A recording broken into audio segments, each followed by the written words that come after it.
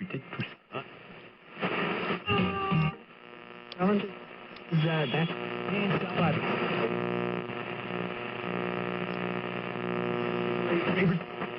you know these people. Cool.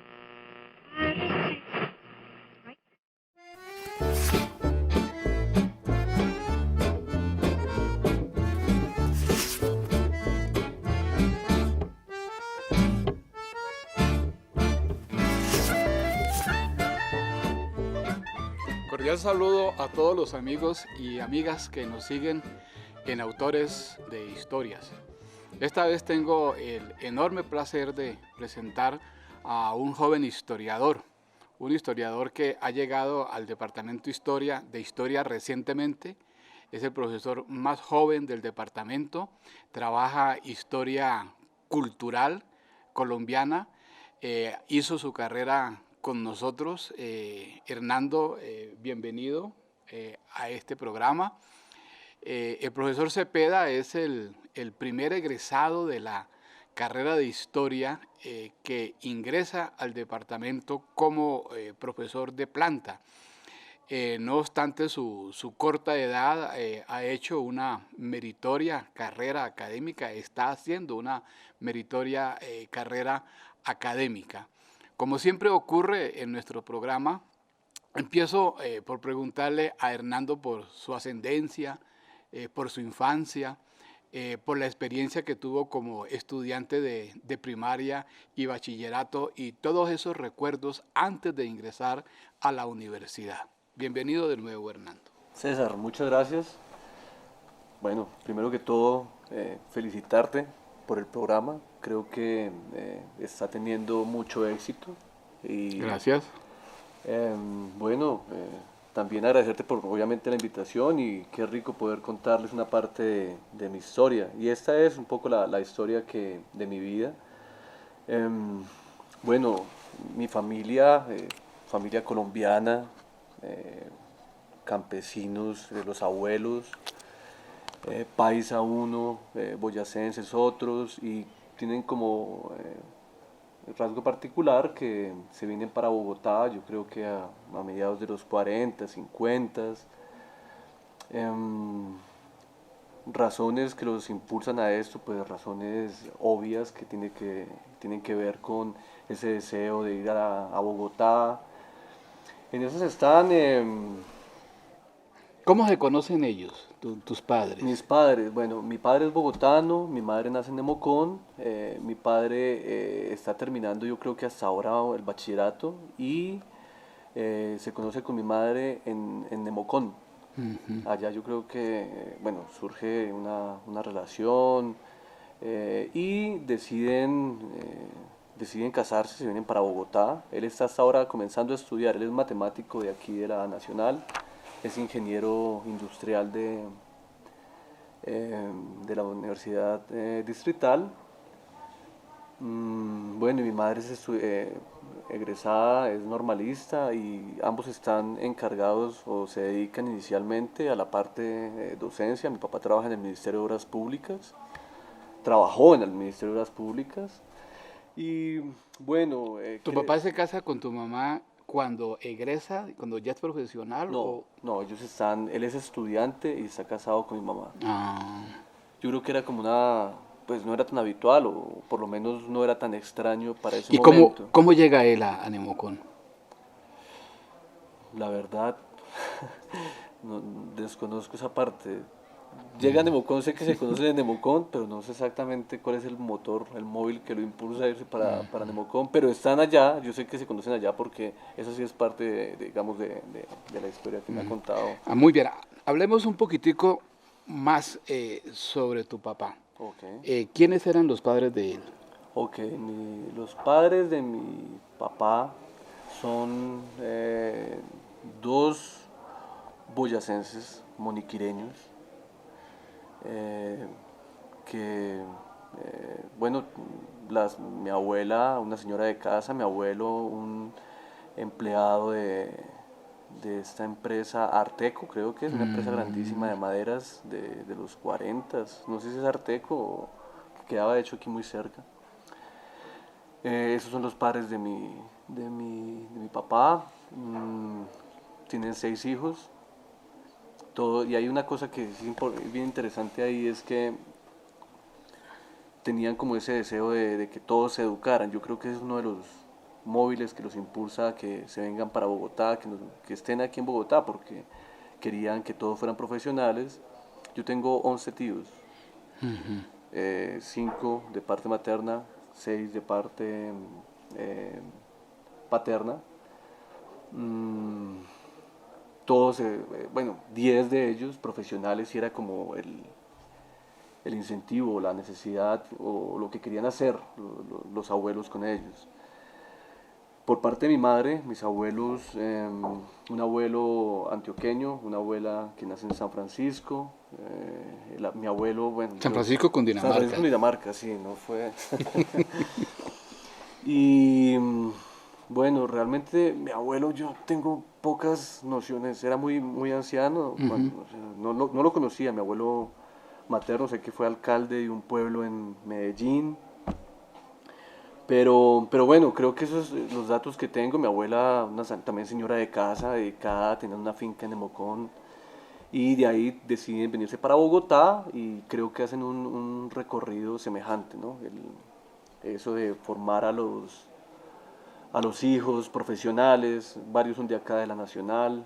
Tengo un tío médico, 2 ingenieros, mi papá, que es matemático, como había contado, de acá. Bueno, y ese es como el núcleo familiar, el origen ¿Dónde vienes? de donde vengo, y crezco aquí en un barrio, de hecho, muy cerca de la universidad, en La Soledad, más específicamente en el barrio Palermo.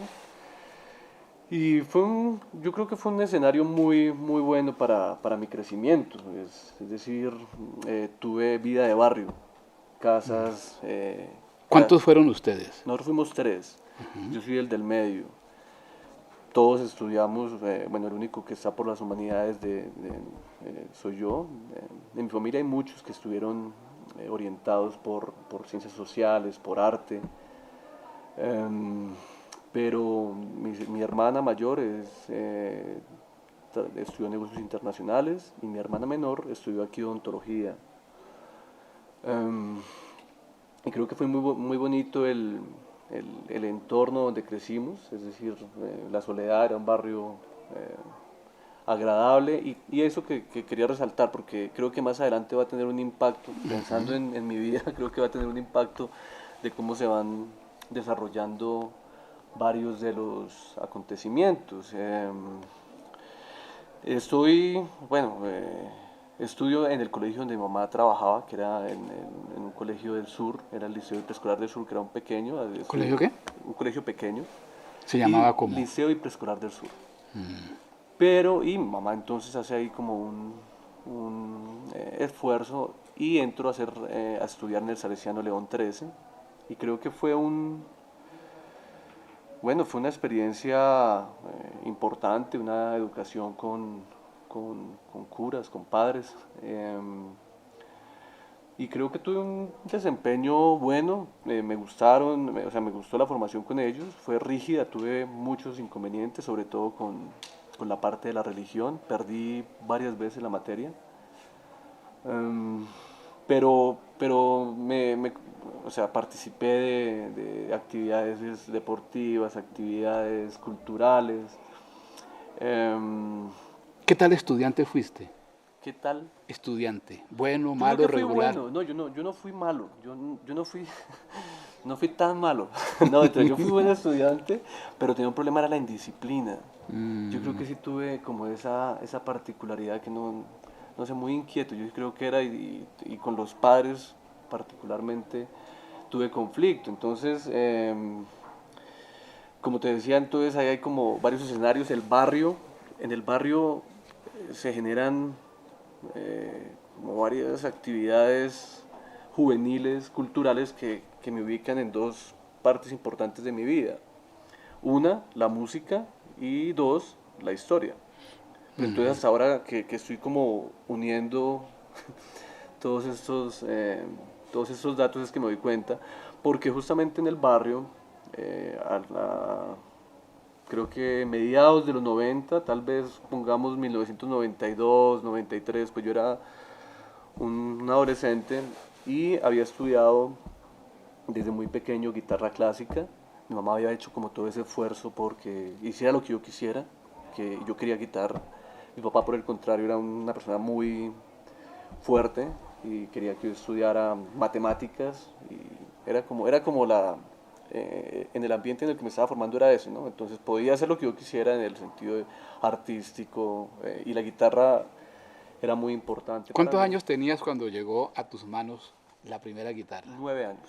Tenías 9 años. 9 años y ya en el colegio había, pues empecé como empiezan todos, ¿no? Con la flauta dulce. Y de ahí, no sé, fue un encuentro muy bonito con la guitarra. Y de ahí no quería abandonarla. ¿Y quién te enseña a tocar guitarra? Entonces comienzo con clases particulares, un profesor de aquí de la Nacional que iba a la casa y empecé a tocar como los primeros, yo me acuerdo mucho de música barroca, de favordón, minuetos, todo eso estaba haciendo. Cuando crecí y apareció el rock en mi vida, pero también estaba como eso, ¿no? Un poco la oposición de mi padre a que comprara guitarra eléctrica, que hiciera rock. Mamá, por el Tú, contrario, tú dices que llegaste a gustar de la música, de la guitarra, pero curiosamente no había ambiente musical en la casa. no, no tenía, en la familia sí hubo, mi abuelo fue tiplista. Ah, Mi abuelo fue tiplista, mi tío, un tío muy cercano, también dedicadísimo, todavía escribe, él escribe sobre música. Él me ayuda mucho en las investigaciones, me presta, es melómano antes que... ujú. Y con ellos pero si no sé exactamente, o sea, mentiría si digo es que en la casa todos eran artistas, no. Como tal, el gusto por la guitarra fue una cosa una revelación. Y por eso entonces mi mamá se alegraba, quería que yo tocara boleros, y era el objetivo, y mi papá no quería que yo tocara nada porque me iba a volver serenatero, que era como la imagen de ese Ajá. momento. Se va a volver serenatero, usted tiene que ser matemático, ingeniero o historiador. No le incomodó, ¿sabes? No le incomodó cuando pasé en historia. Pero bueno, ¿Hubo televisión en la casa? ¿Hubo radio? no. ¿Qué relación frente La a los primera medios? parte, no, mi papá siempre estuvo en oposición a la televisión. Entonces era matemáticas y recuerdo, ahorita la recuerdo con alegría de pronto, pero las vacaciones en la casa eran hacer ejercicios de álgebra, ecuaciones de tercer grado cuando tenía 7 años. Porque él era demasiado, como digo, duro en el sentido de usted tiene que formarse para eso. Y bueno, lo disfruté un tiempo, pero apareció la música y apareció la música por un lado y apareció la política por otro lado, que es a donde quería llegar y como todo ese sentido y toda la sociabilidad en el barrio Palermo. Porque se fueron formando como para 1994-95. Yo tengo, en mi barrio viven dos compañeros que estudiaron historia, de hecho. No, ya no vale la pena recordar, digamos, los nombres, pero que... No, no, sí vale la pena. Bueno, de pronto los recuerdes, Sí. Pavel Zapata, Ajá, ¿y otro? Anderson Fresneda. ¿Te acuerdas de ellos? Bueno, ellos estuvieron aquí y nosotros teníamos una sociabilidad alrededor de la juventud comunista. Los tres entramos a historia y los tres teníamos como esa inclinación, pues desde antes de haber entrado aquí a la universidad, nos reuníamos aquí, de hecho, en la Facultad de Sociología había un grupo que era eh, grupo de estudios de la juventud comunista y pues era para leer las tesis de Feuerbach, de Marx, de Engels, pero muy chico. Entonces yo tenía dudas, ellos estaban muy claros en lo que querían hacer, que era la revolución. Ellos no querían estudiar historia, ellos querían hacer revolución. Ajá. Yo quería estudiar historia, pero quería hacer música, que eran como las cosas que estaban ahí como un poco la incertidumbre, pero nos presentamos, creo que al mismo tiempo, de pronto yo un poco antes, me presento y entro a historia, aún sin saber la diferencia entre gustar la historia y hacer historia. Creo que todavía la estamos aprendiendo. Hernando, pero ahí en ese ambiente de la casa, ¿tu padre es un hombre de cuántos años? Él tiene 60, él del O sea, 54. o sea que es de mi De tu generación, o sea generación. que tú eres como mi hijo. Muy Más bien. o menos. Muy bien. ¿El hombre tenía alguna inclinación política? No, de hecho, de las cosas, yo cuando me voy para Londres, que ya les contaré, lo que él recuerdo que me dijo, pues me dice como relaciónese bien políticamente, pero no se meta en política. No le gustaba la política, de hecho aquí en la universidad no creo que haya tenido ninguna militancia. Yo cuando estaba en la JUCO, sí tuve, pues, no militancia activa, pero sí participé mucho en la parte académica, en organizaciones de eventos, en campañas políticas que hacíamos aquí en Teusaquillo. Y aparte es que digo porque ese encuentro barrial es porque la sede de la JUCO quedaba en la 32. Yo vivía en la 46. Y ahí pues, conocí mucha gente de los Andes, de la Nacional y bueno, aquí en la universidad, yo antes de entrar a la carrera ya había estado en la universidad. Antes de haber estado ya como historiador, ya había hecho parte del ambiente con pues, muchos ingenieros, sociólogos. Lo difícil era decidirse por la historia. Pero yo creo que esas figuras, las que te conté, fueron importantes también y había otra persona que era muy cercana, también estudió historia aquí, para que veas que éramos un grupo, Juana Salgado, que ella ahora es como bailarina, una cosa así. Y como todo eso nos fue llevando a tomar la decisión de estudiar la carrera, pero no abandoné la música. O sea, la música siempre estuvo presente, pero ya no como una profesión, porque sentía de hecho, es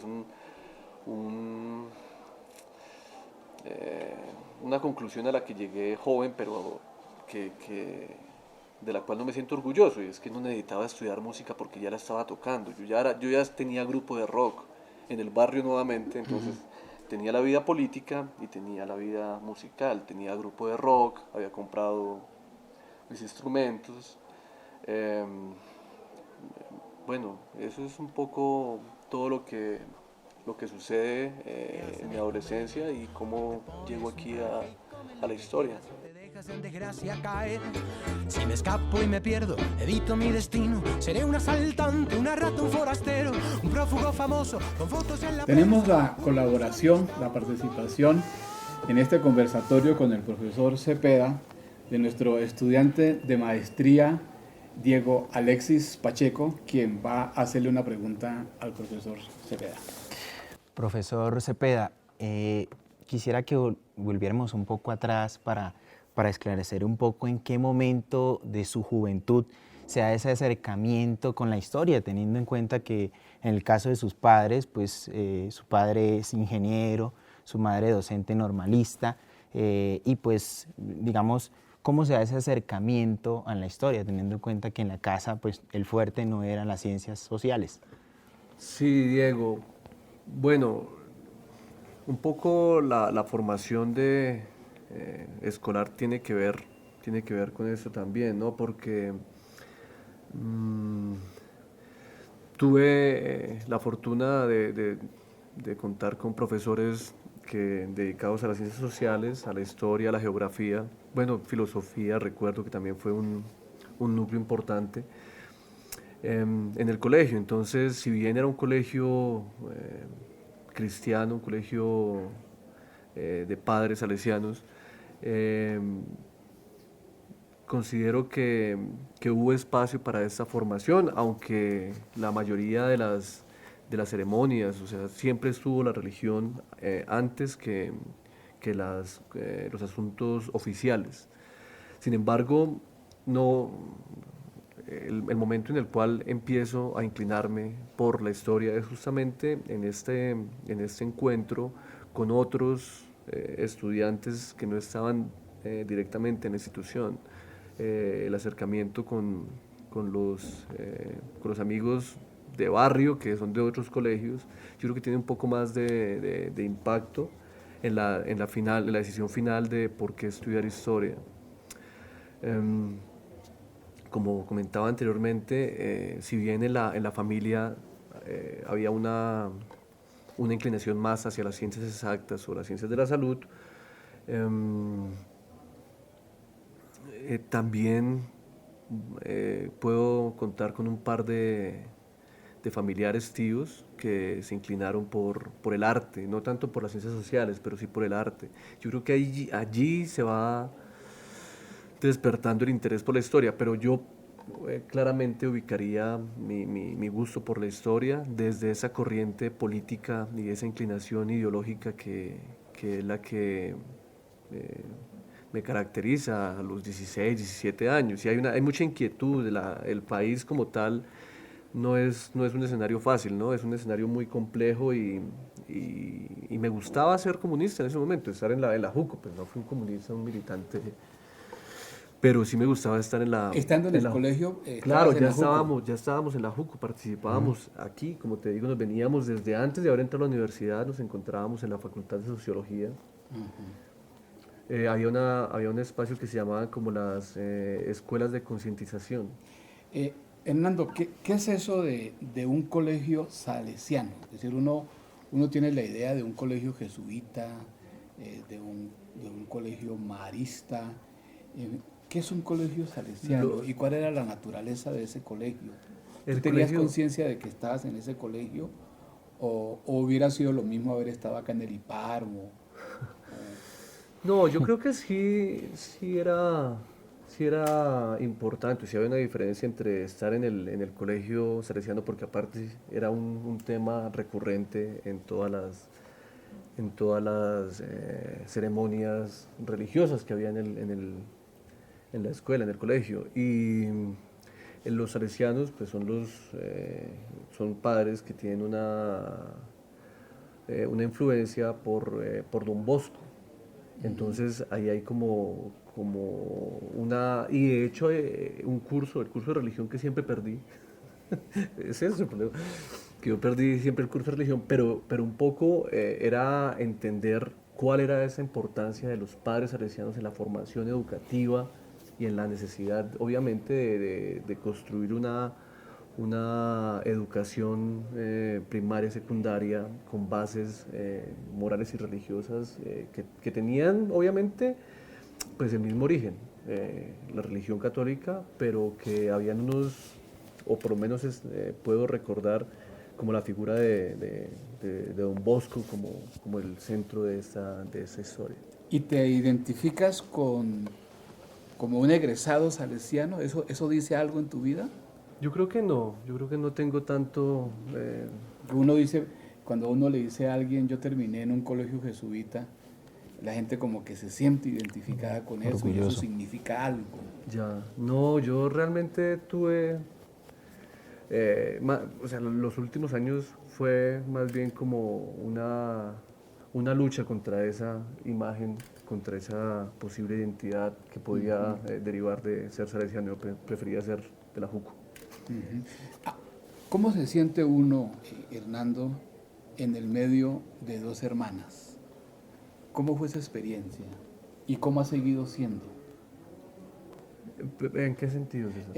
Yo, por ejemplo, soy el último de 5 hermanos. Y Hombres. todos hombres. Ah, ¿sí? Y esa es una experiencia que creo que debe ser distinta para alguien que tiene hermanas. Yo no tuve hermana. No, bueno,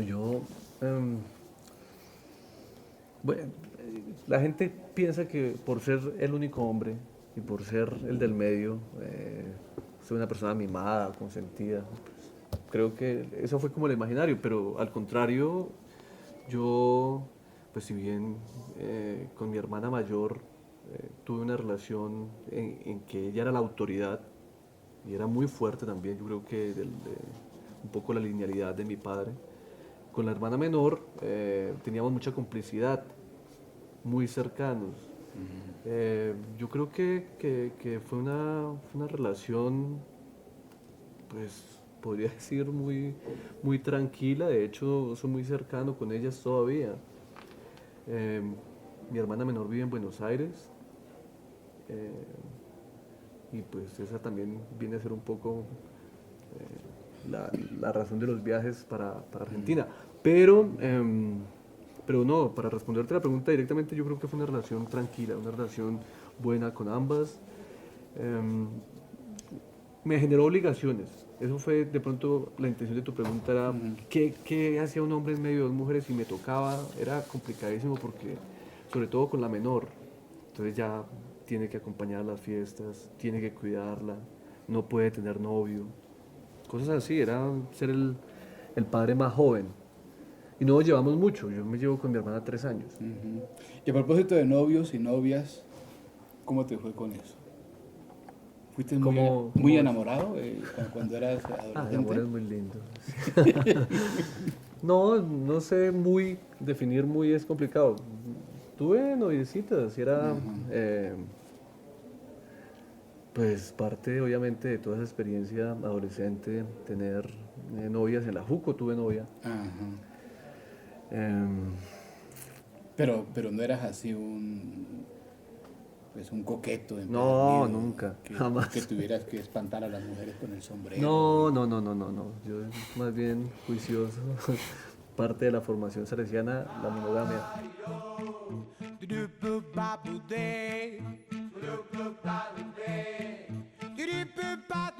¿Complicado eso de terminar el bachillerato a los 16? Sí fue complicado, sobre todo porque eso no lo había pensado para esa historia, pero en el sorteo al ejército gano. Me mandan, o me quieren enviar para el JJ París del Guaviare en el 96, 97 me enrolaban. Y era muy fuerte y duré un año es decir, eso no va para la policía, todo eso, el ejército, ¿no? Pero me tocó un año de remiso porque mi mamá no me dejó ir al JJ París. No, pues, pero con toda la lógica. Claro. Pero pues ahí hicieron el sorteo y me tocó esa suerte. Recuerdo eso de final, recuerdo eso del final del colegio. Y sí, era muy chico y entré aquí también, pues de hecho ya con un año que no estudié porque estaba en esas y estaba en la formación más bien política, de la cual también Una última pregunta para terminar esta etapa. Los contenidos de los cursos, en particular de ciencias humanas, en el colegio. Era muy fuerte en filosofía, donde recuerdo que había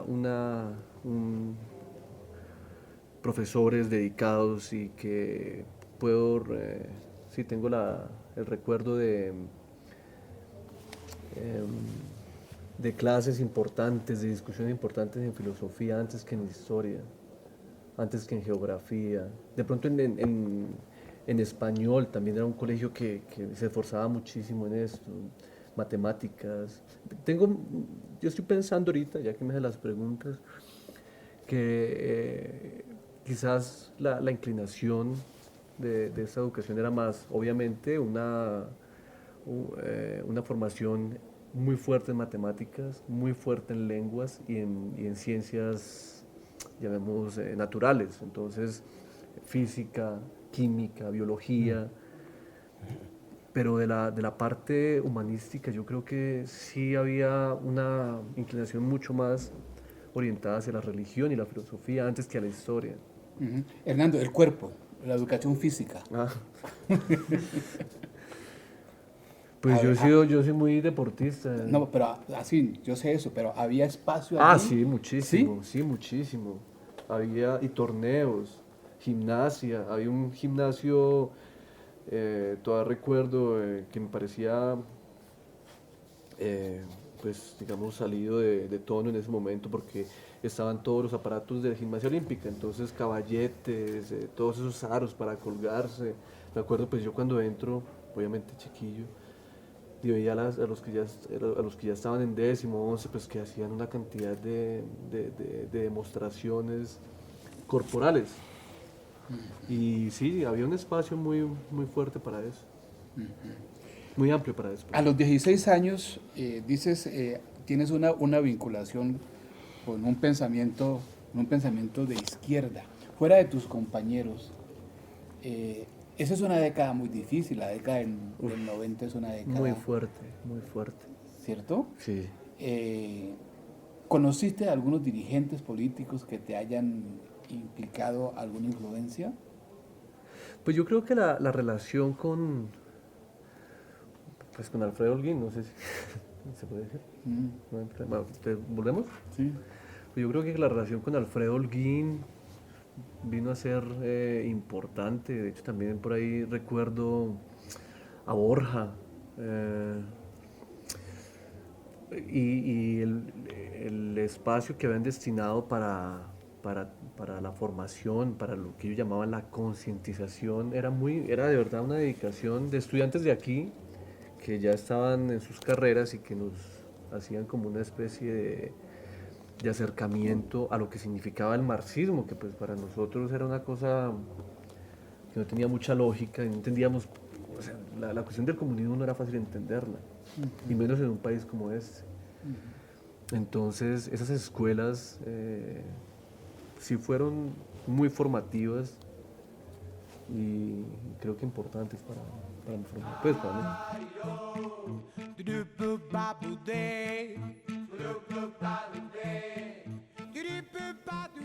En esta parte de nuestra entrevista tenemos la compañía, la colaboración y participación de Karen Dayana Martínez, estudiante del pregrado de Historia aquí en nuestra universidad. El profesor Cepeda termina la secundaria en el año de 1996, una época muy dura para el proceso histórico colombiano. De hecho,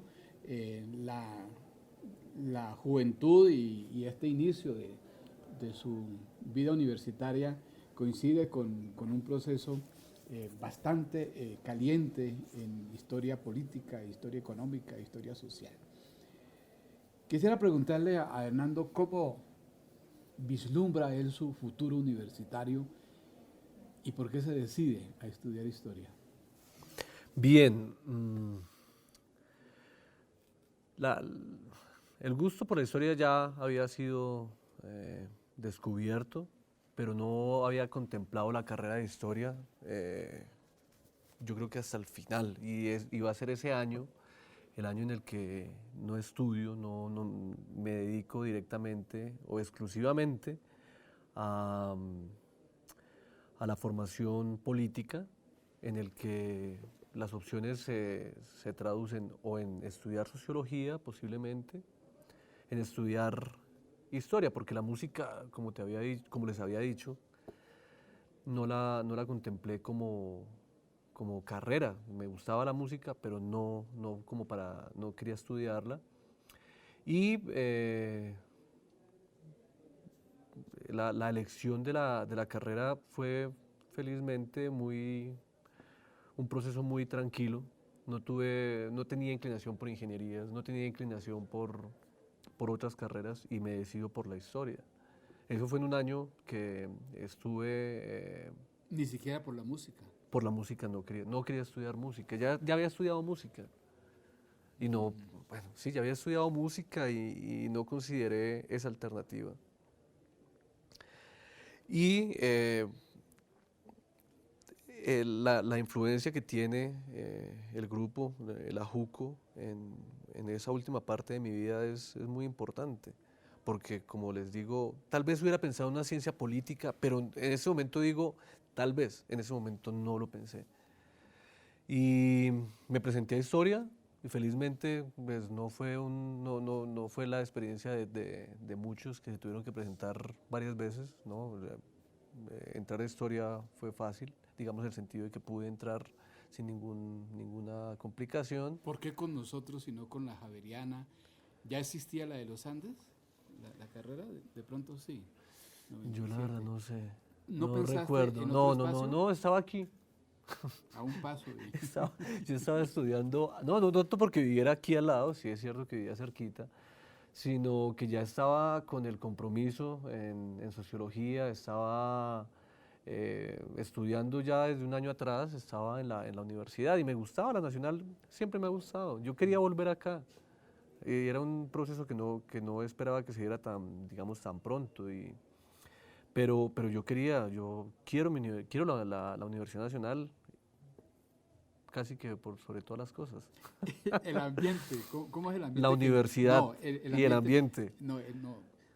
¿Cómo percibes el ambiente que te recibe en la universidad, particularmente en el departamento de historia? ¿Sabías Bueno. intuías que ese iba a ser el ambiente?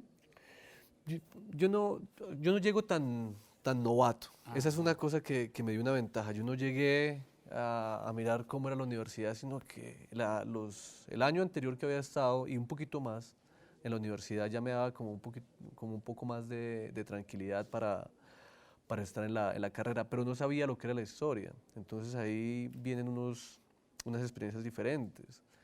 Tomar clases contigo, eso ya es otro asunto que no esperaba. O sea, comencé viendo clases con Abel López, con Darío Campos, haciendo todo el proceso, ¿no? La historia antigua, medieval, métodos cuantitativos. Me toca clase contigo y la cosa ya se pone a otro nivel. De malo. Yo vi contigo el seminario, no sé si te acuerdas, pero yo vi contigo el seminario historiográfico de Anales. Ajá. Y fue, pues yo no sé si, no quiero parecer que eso fue pensado o es un complot para subirte la imagen, pero yo sí me acuerdo que el hecho de que tú hubieras dictado ese seminario fue muy importante para mi formación, porque yo hasta tercer semestre que lo vi contigo, no sabía para qué estaba estudiando historia. En tercer semestre ya vino como algo de claridad y presenté un trabajo, el trabajo final de Manuel de Juan contigo, de la historia del clima. Y me acuerdo que me fue mal, me acuerdo que me fue mal contigo, pero fue como una actitud de tu parte que me decía, pero si yo esperaba que usted rindiera más, yo le veía que tenía material para ser historiador. Eso me hizo como cuestionarme si efectivamente quería estar ahí o no quería seguir en la historia.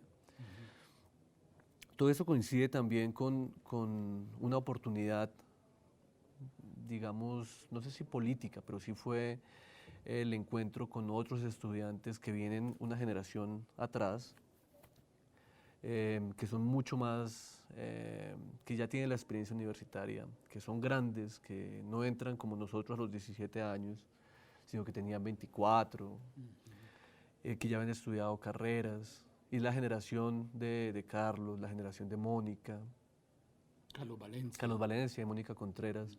Pues yo me acuerdo que con ellos se formó un espacio que es la oportunidad para pensar en una representación estudiantil que no existía hasta ese momento. O sea, no había existido representante estudiantil hasta tal vez el 99-2000. 98, 99, no sé exactamente qué año, pero nosotros fuimos los primeros. Entonces hicimos la alianza, como el encuentro, fue una alianza entre Carlos Valencia y yo para ser los representantes estudiantiles. Y había una discusión sobre si iba a ser de la JUCO esa representación o si iba a ser de las comisiones, que era el otro grupo que tenía tanta presencia, o si no queríamos hacer nada. Entonces hubo un debate muy rico en historia alrededor de para qué era el sentido de ser representante estudiantil. Se optó porque, por más que todos quisiéramos hacer o tuviéramos unas vertientes ideológicas, la representación no podía comprometerse con ningún grupo político dentro de la universidad. Era un espacio para la historia y para el departamento de historia y para intervenir positivamente con los estudiantes del departamento. Pues estudiar también es una experiencia importante, y allí viene lo otro que también yo creo que fue enriquecedor para continuar con esto de por qué sigo en la historia y por qué estoy ahorita aquí. Y fue, claro, la carrera cada vez, tú debes de recordarlo bien, en ese contexto del 2000, cada vez es una bola gigante. Entonces yo creo que ahí los Andes abren, no sé si ya había, pero yo creo que en ese contexto del 99-2000 los Andes abre, la Javeriana invierte, hay congresos gigantes. El congreso del 2000 aquí en Bogotá es un congreso masivo que nadie se esperaba que tuviera tal recepción. El evento de Villa de Leyva. ¿Tú El evento, estabas? claro, yo organicé con Carlos, con todos ellos, organizamos Sergio el Guarín. LL con Sergio Guarín. Entonces, entonces ese evento también es muy importante. Entonces fue el anuario, yo vengo a hacer también, fueron como varios acontecimientos. Entonces soy el primer asistente editorial del anuario, que fue un proceso que coordinaron o que estaba a cargo de Medófilo y de Heraclio. Yo recuerdo que ese encuentro también fue importante, ¿no? Era una convocatoria abierta. Yo me presenté y los jurados digamos, de esa convocatoria eran Heraclio y Medófilo. Yo gané esa convocatoria y duré 2 años junto a la presencia de Medófilo, que también fue enriquecedora. Y yo creo que el movimiento estudiantil o el movimiento de historia fue creciendo. Los estudiantes se movieron muchísimo. Hicimos el Encuentro Latinoamericano de Estudiantes de Historia, que fue un evento desde cualquier perspectiva, un evento muy grande y muy importante para todos los historiadores de esa generación. Bueno, se forjaron buenas amistades, se forjaron alianzas entre las universidades. Pero más allá de eso, yo creo, y eso lo hablábamos con los que estábamos acá, pero entonces sí, qué rico saber que tiene un sentido estudiar historia y encontrarnos con colegas, encontrarnos con futuros colegas. Entonces yo creo que todos esos aspectos me fueron llevando a mantenerme en la carrera, pero aún no había decidido hacia dónde orientar la investigación o qué tipo de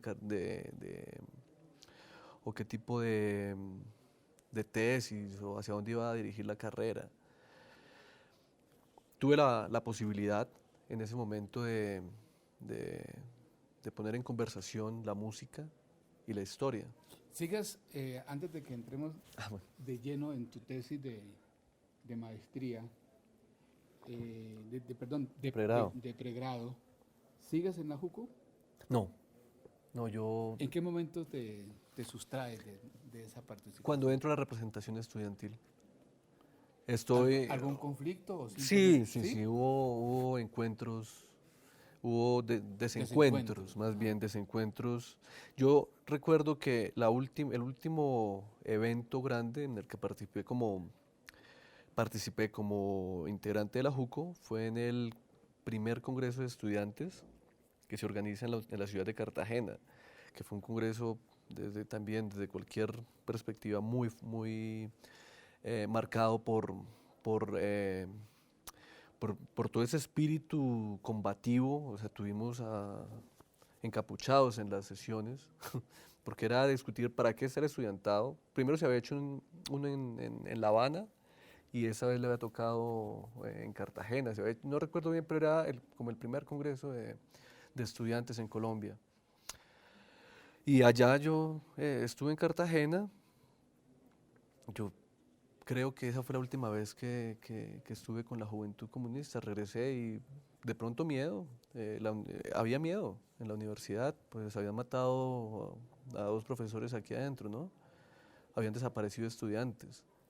Se habían desaparecido estudiantes. Sí, yo me acuerdo que yo era profesor tuyo cuando mataron a Chucho Bejarano. Claro, mataron a Chucho Bejarano, habían matado a Jaime Garzón, ¿no? Eso fue en el 98, 99. Ajá. Luego ahí vinieron la Umaña y viene Chucho Bejarano y la universidad era muy pesado. Luego vino ahí una de estas pedreas y mataron al policía. ¿Te acuerdas que eso fue una noticia? Entonces, todo eso como que me fue alejando de la política, y tampoco como he mostrado, si querías, me gustó la formación dentro de la JUCO, pero no creo que fuera más para allá. Mi revolución tampoco iba Sí. más para allá. Oye, Hernando, ¿qué significaría ser de la JUCO cuando ya no existe la Unión Soviética, cuando los paradigmas ideológicos están tan de mala representación o de mala imagen? ¿Cómo recuerdas esa militancia en esa coyuntura? La revolución estaba presente, ¿Sí? o sea, independientemente de que no hubiera Unión Soviética, estaba Cuba y estaba, yo sí me acuerdo el discurso revolucionario de muchos de mis compañeros, convencidos de la necesidad inminente de transformar las estructuras de producción en el país y cómo acabar con esa sociedad clasista. Y un discurso muy consecuente con lo que estaban haciendo. Yo no me sentía tan identificado con eso. O sea, yo tenía como otras expectativas, compartía mucho de lo que estaba pasando en la juventud comunista y todo, y de lo que discutíamos. Pero llegó el momento, yo creo que en todo este escenario de violencia, donde también creo que las FARC, en ese caso, habían perdido un rumbo ideológico que nos fue llegando a algunos o a varios de los que estábamos en grupos políticos y ya simplemente abandonamos esta organización. Esto sonó como guerrillero directamente. Abandonamos a la juventud.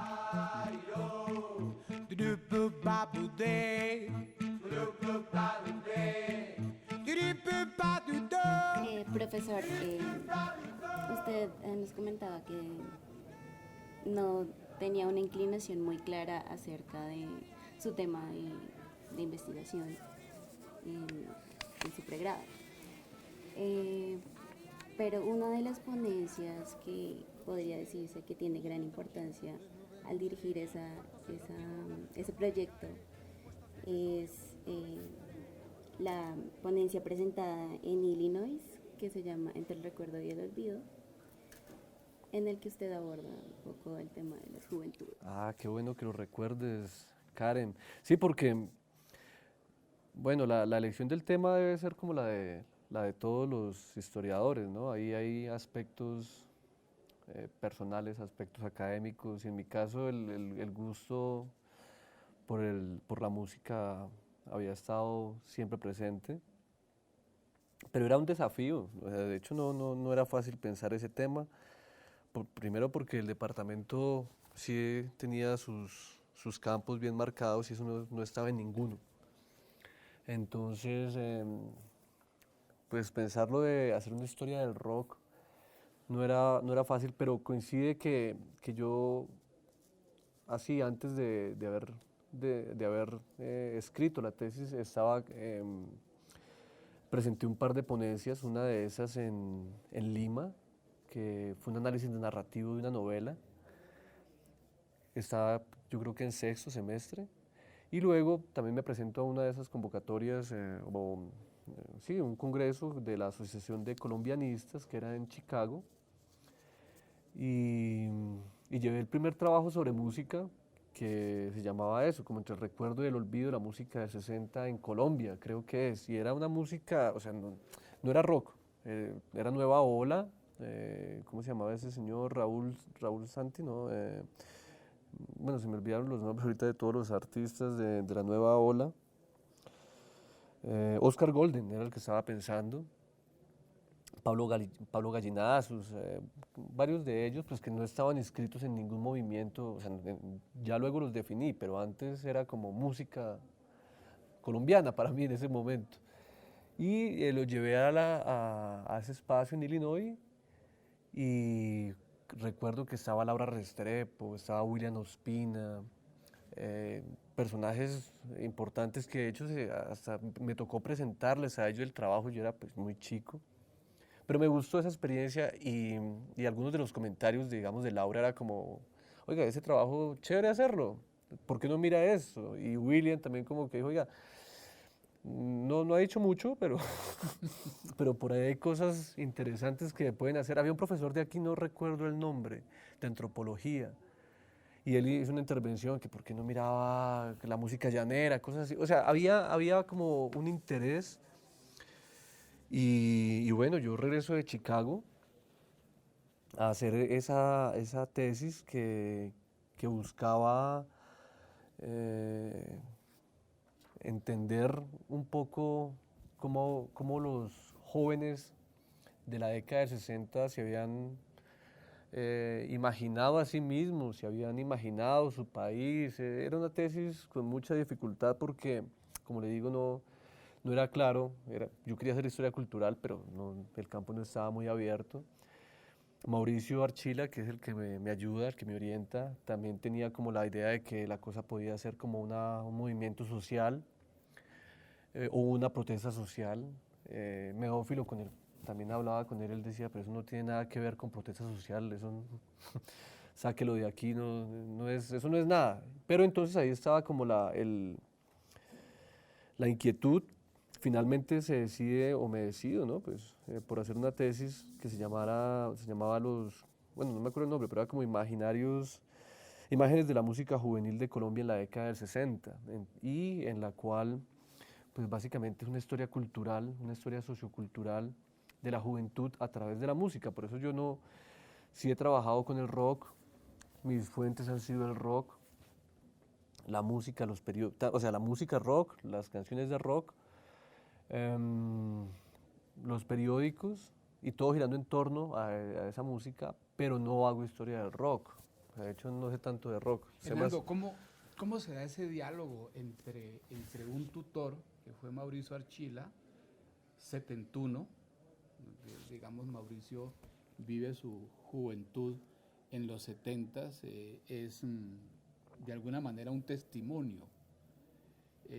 La vida de él de pronto tuvo también que ver con la tesis de pregrado. Sí, porque hay algunas cositas que él decía como, oiga, yo recuerdo en la Javeriana, porque él es estudiante, él es egresado javeriano, ¿no? Sí. Le decía, yo me acuerdo en los 70s, la juventud, que nosotros nos reuníamos y hacíamos unas peñas folclóricas y cantábamos música de Ana y Jaime. Y más o menos yo tenía otra idea porque los artistas que yo trabajé no los conocían. O sea, speakers, flippers, eso no hacía parte del consumo de esos núcleos, porque era una música que se conocía tal vez como la nueva trova, la nueva trova cubana, y ahí se mezclaron muchas corrientes. Eran los 70s, donde Silvio Rodríguez sí podía tener mayor protagonismo.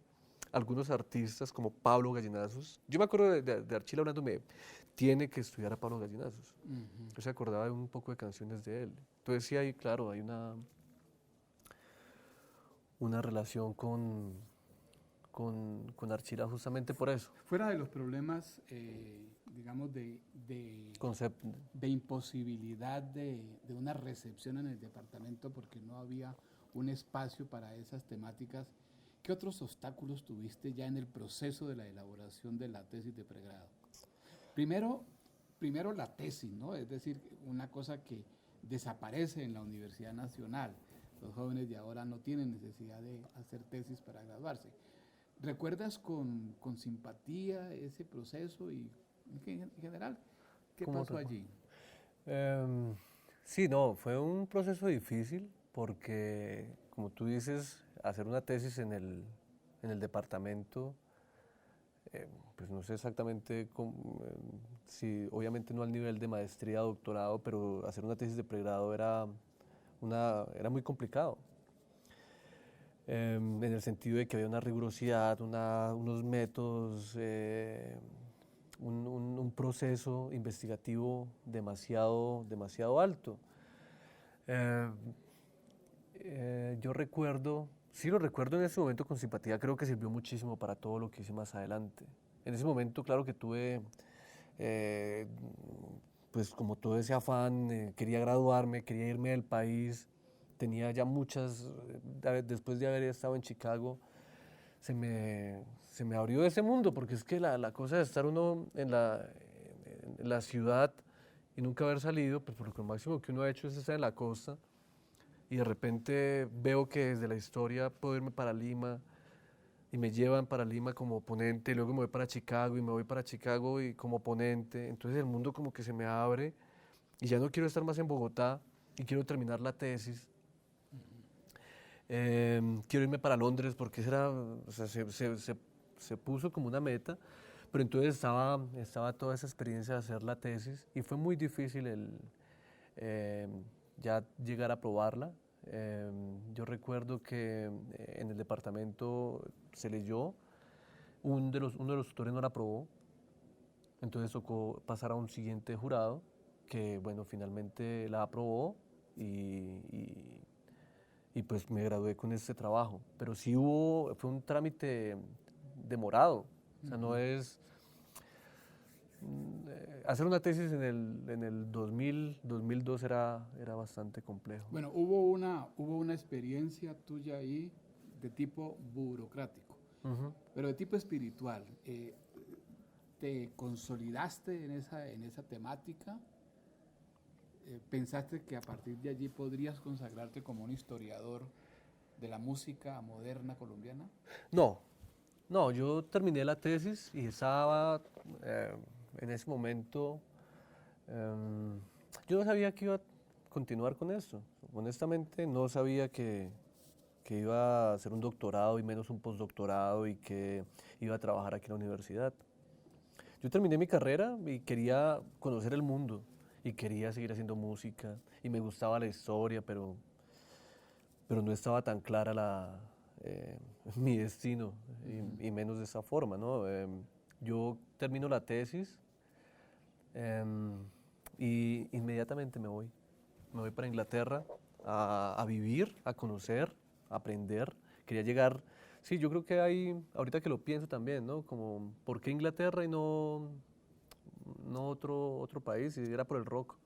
Entonces sí había ese imán, yo quería estar en la cuna, en el epicentro del movimiento.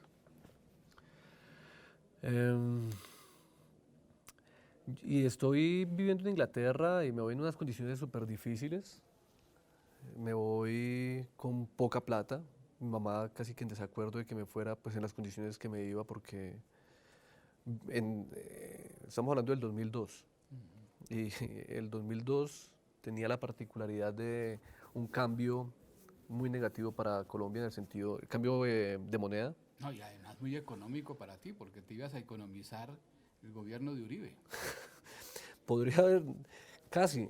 Que era un drama también para este país. Bueno, sí, no, ahí me salté varios. Ahí me salté varios gobiernos porque ahí me demoré haciendo cosas, pero bueno. No, digo, la dificultad real era en términos materiales económicos directos. O sea, estoy hablando de que un peso por 4.500, que era la libra.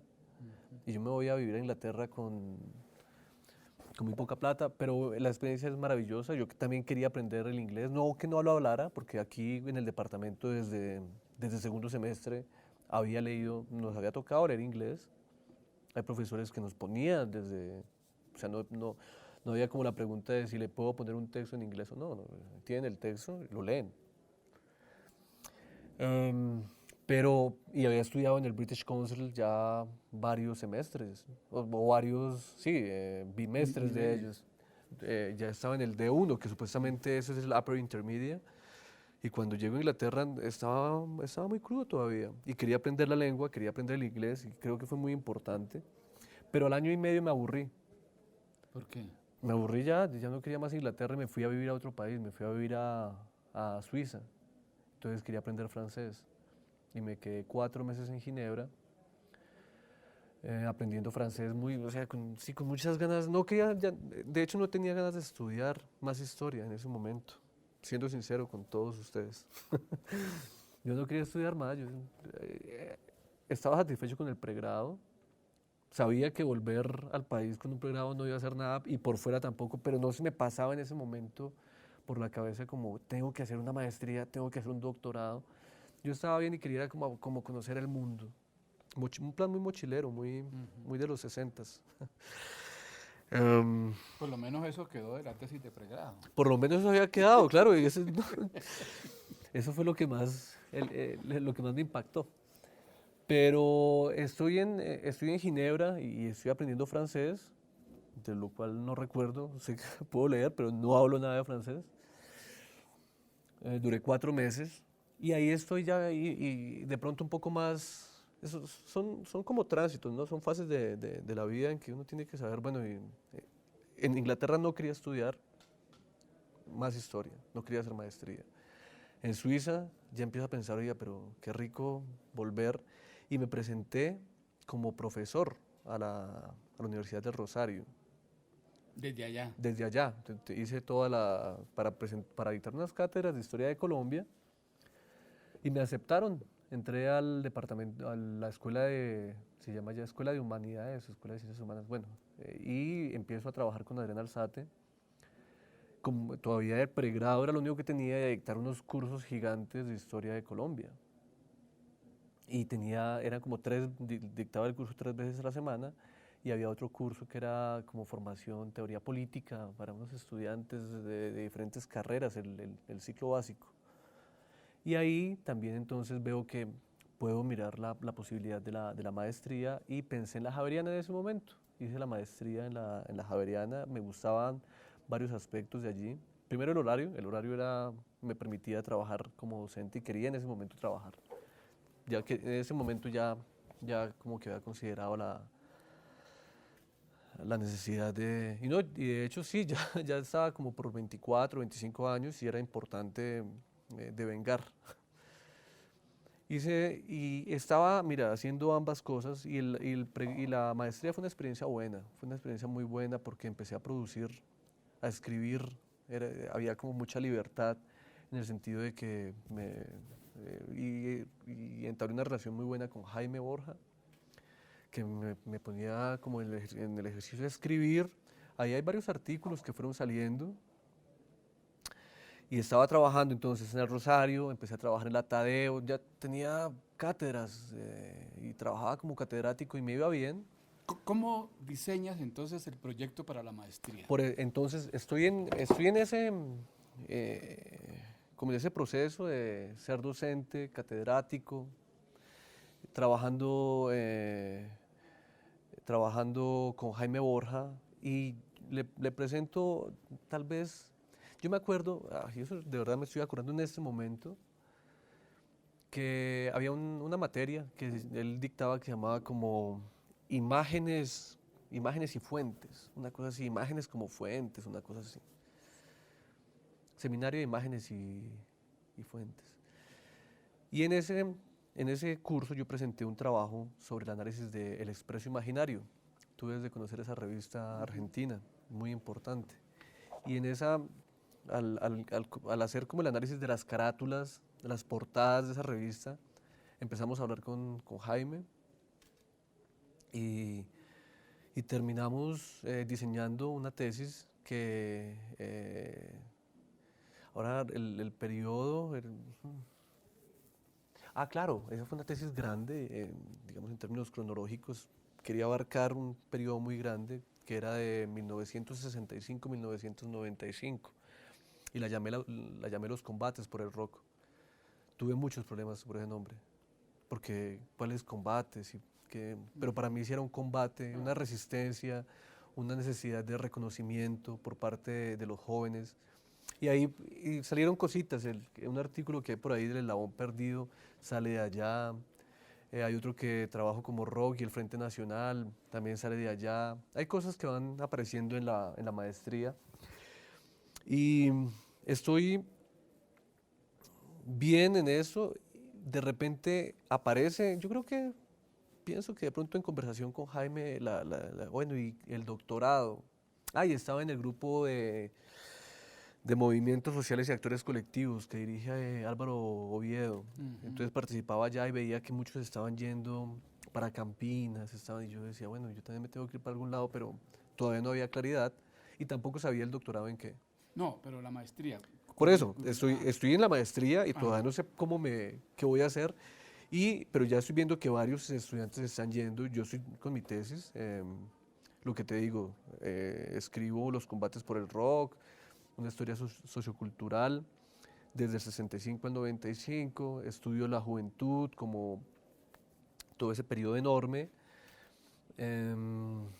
Veo algunas agrupaciones de las que ya había estudiado en el pregrado y incluyo varias agrupaciones mucho más recientes que tienen que ver con otra cosa que de pronto no lo conté, pero que sí también considero importante, y es que el rock empieza a tener mucha importancia en Colombia, en Bogotá, en el 94, 95, Rock al Parque, y todo nuestro movimiento, toda nuestra identidad, o por lo menos la que te comentaba de mi juventud, pues era muy rockera. Entonces, de ahí salieron cosas chéveres de esa maestría y estoy pensando ahora hacia dónde dirigirme.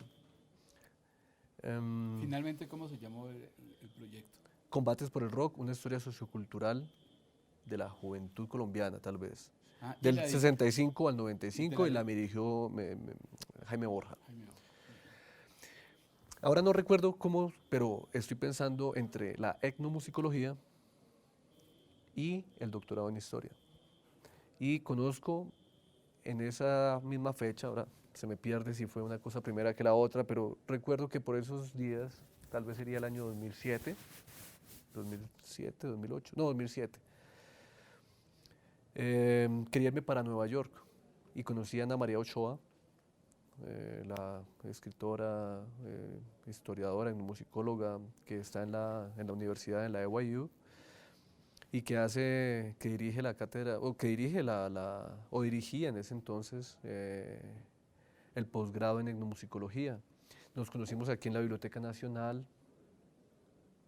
y me dijo, pues presente los exámenes y de una, qué rico que se vaya, no sé qué, en fin. Pero entonces presento el GRE, presento el TOEFL, me fue bien en los exámenes y decidí, antes de eso, me fui a Alemania y me fui a Italia, pero a conocer, a recorrerlas de viaje, de vacaciones. Me fui, creo que fue como para junio, julio, y fui a Berlín y fui a Roma.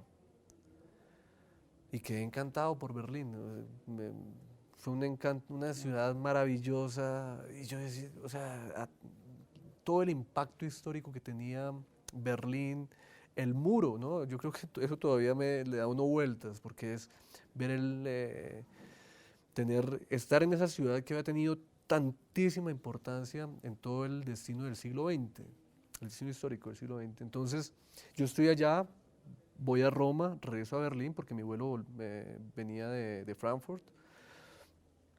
Regreso a Berlín y digo, yo quiero estudiar aquí, pero no hablaba 2 palabras de alemán. O sea, nada. Pero yo ya, pasé conocí, porque también había un amigo allá que me llevó al Instituto Iberoamericano, que es una cosa maravillosa para la investigación de estudios latinoamericanos.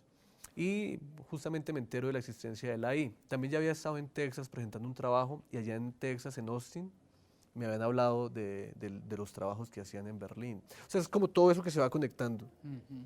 Yo no sé, no había pensado en Berlín, pero cuando estuve en Austin, que fue en el 2006, que tienen la escuela, así como el centro de investigación más grande de estudios latinoamericanistas, me hablan de Berlín, y Berlín me sonaba, y sí tenía mucha curiosidad por conocerla. La conozco, y ya decido, estoy entonces en ese momento entre irme a hacer etnomusicología a Nueva York, que no me atraía, la ciudad es bellísima, pero no me atraía para quedarme, y de pronto buscar algo en Berlín.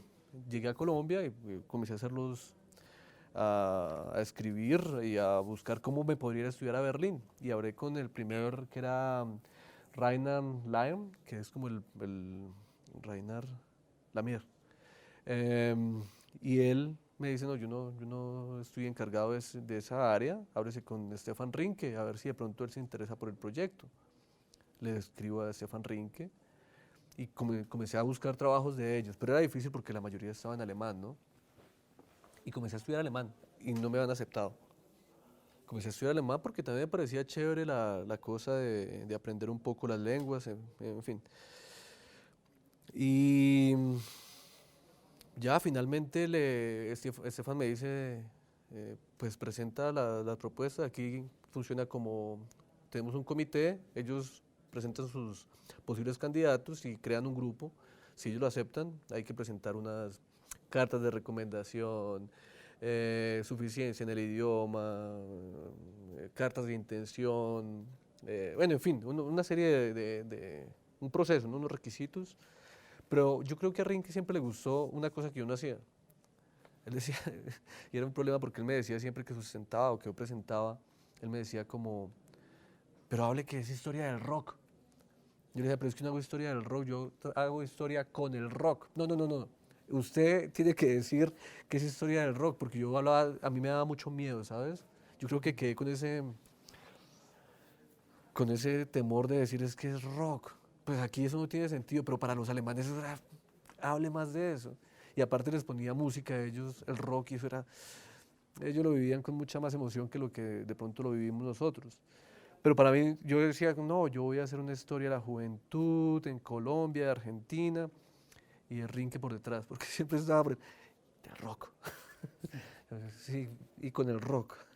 Pero era muy simpático eso, recuerdo, porque para él era importante. Yo le presento el trabajo, que era una locura inicialmente. Si este ya, el del que vamos a hablar más adelante, ya era una locura, con el que me presenté para hacer el doctorado era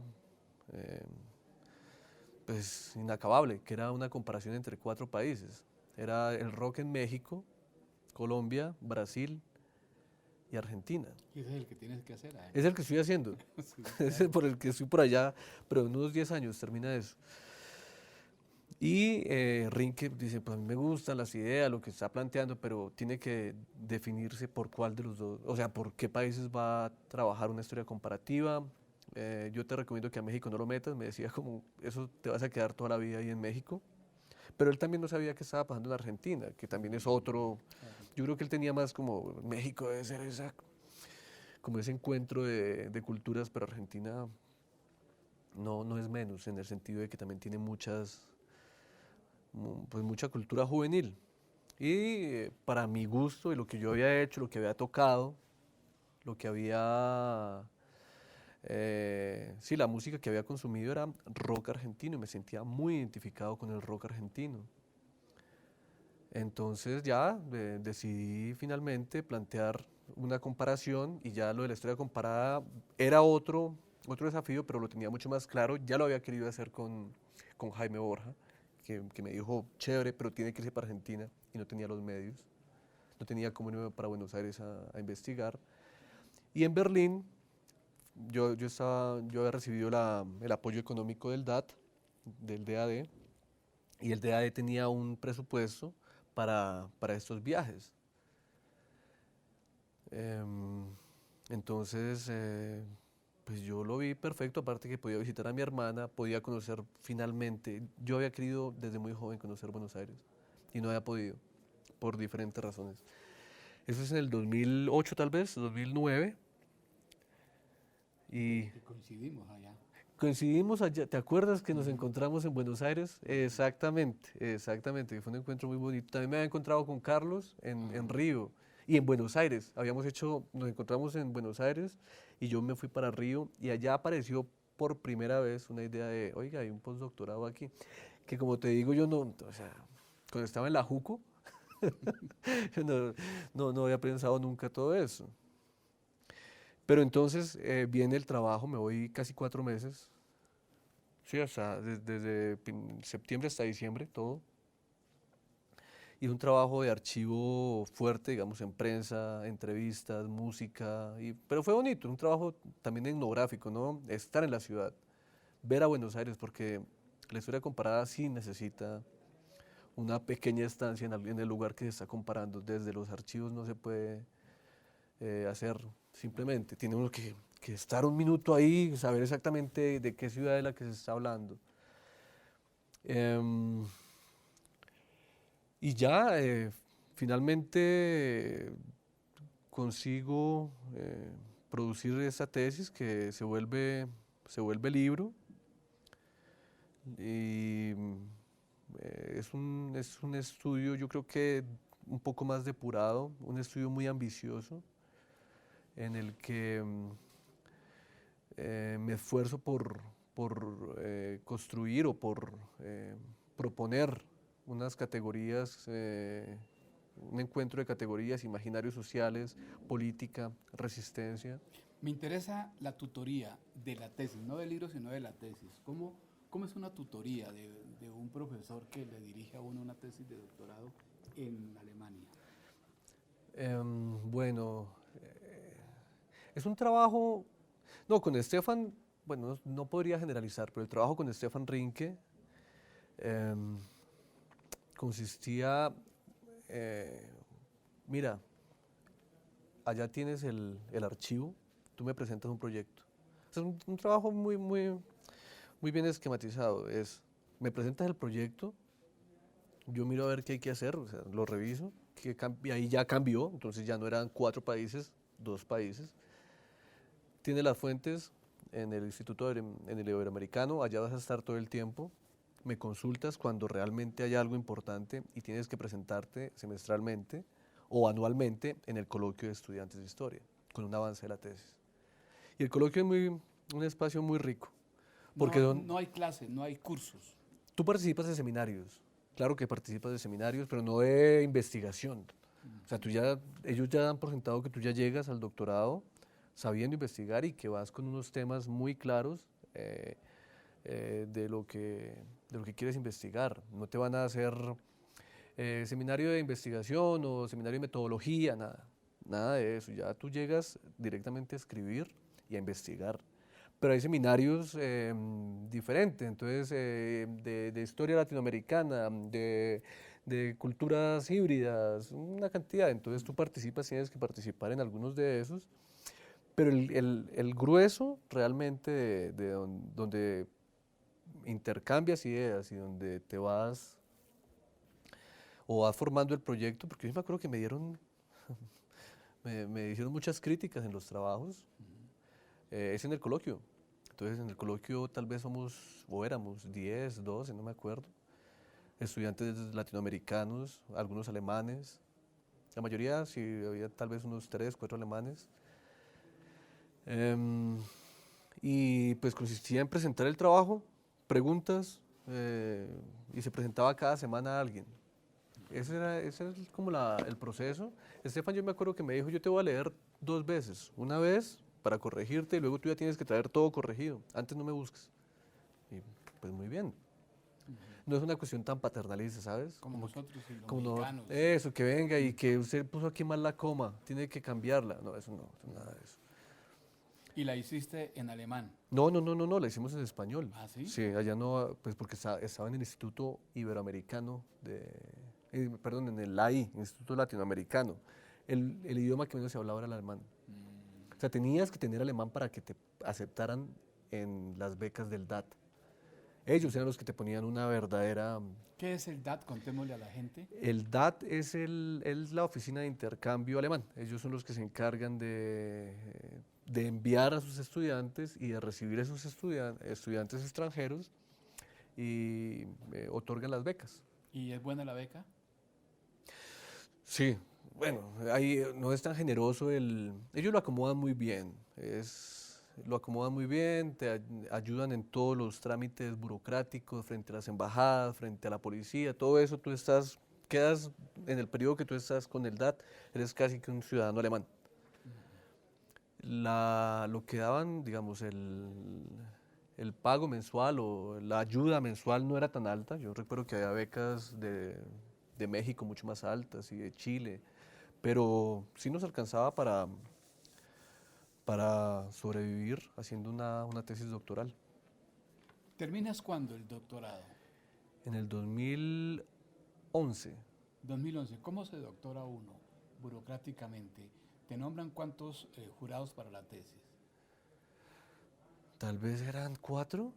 Yo creo que eran 3, un lector más. No, mi jurado eran como 5, ahorita no recuerdo, pero eran 3 lectores y 2 más que participan, porque es que cuando yo entré a la universidad, yo entré en el 2008. En ese año hay como un cambio interno en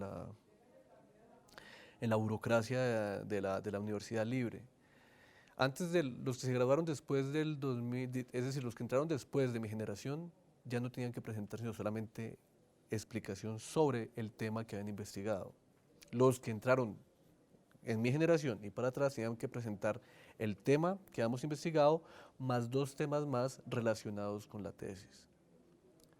Entonces, aparte que yo estaba haciendo esto, yo estaba investigando sobre la música, tenía que presentar 2 temas diferentes. Por ejemplo, entonces había tres jurados que eran lectores y 2 más que estaban, digamos, atentos de las otras temáticas. No te quiero contar qué temáticas elegí porque son de tu campo y no quiero ninguna pregunta al respecto.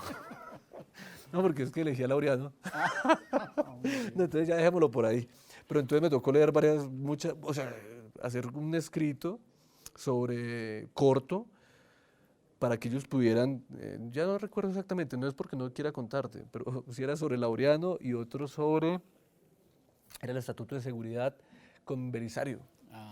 Fue como una comparación entre ambos. Alguna cosa hice ahí, pero me acuerdo que trabajé con esos temas, más el de mi tesis. Entonces, la banca, se llama la banca o los jurados, claro. son 5 jurados más el tutor. ¿Eso fue qué año me dijiste? 2000, yo sustento a finales de 2010. 2010. O 2011, es que no me acuerdo.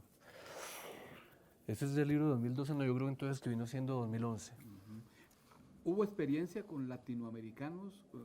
¿Conociste gente de acá que estuviera haciendo su tesis de doctorado? Muchos. Muchos, ¿no?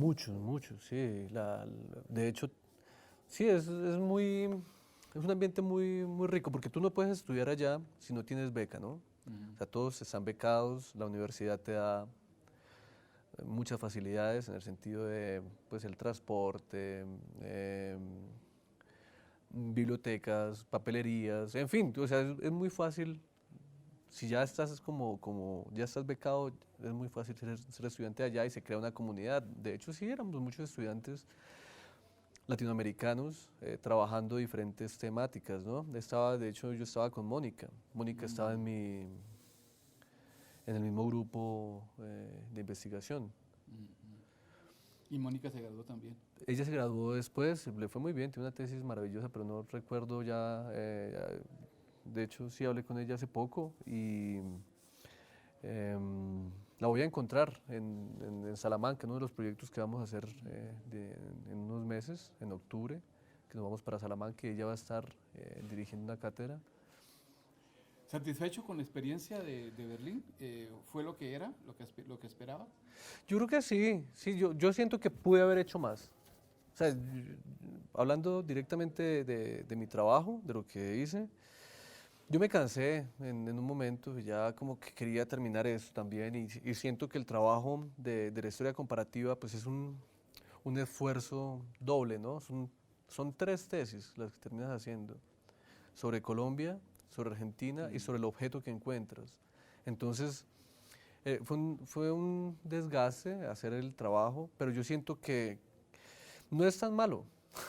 De hecho, hay cosas buenas en esa propuesta y que vale la pena continuar. Es decir, ahí hay como unas bases para investigaciones futuras, tanto de historia comparada, como de historia cultural, como de historia de juventud.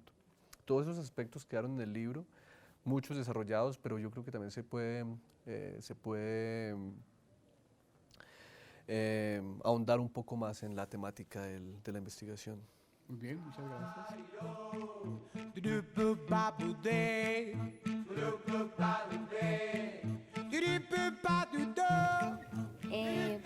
Puede decirse que usted es pionero en cuanto al estudio de las juventudes desde la perspectiva historiográfica. Yo quiero saber cuáles son las dificultades que usted tuvo precisamente al abordar el concepto de juventudes, dado que en la historiografía colombiana no se abordan desde el concepto en el que usted tuvo. Muy bien, muy buena pregunta. Sí, hay trabajos y creo que pues no a raíz de mi investigación, pero sí como en el mismo contexto en el que yo empiezo a escribir sobre rock y sobre jóvenes, aparecen más trabajos sobre juventud. Cuando yo hago la tesis, la primera tesis no había nada, no se había escrito de verdad una jota sobre juventudes. Tal vez desde la sociología había como análisis de que la juventud colombiana, pero nada en la historia como tal. Entonces, esa fue yo creo que la primera dificultad. Lo segundo, encontrar y definir lo que significaba hacer historia de jóvenes, porque jóvenes siempre habían hecho parte de la historia, los jóvenes siempre participaron de la historia.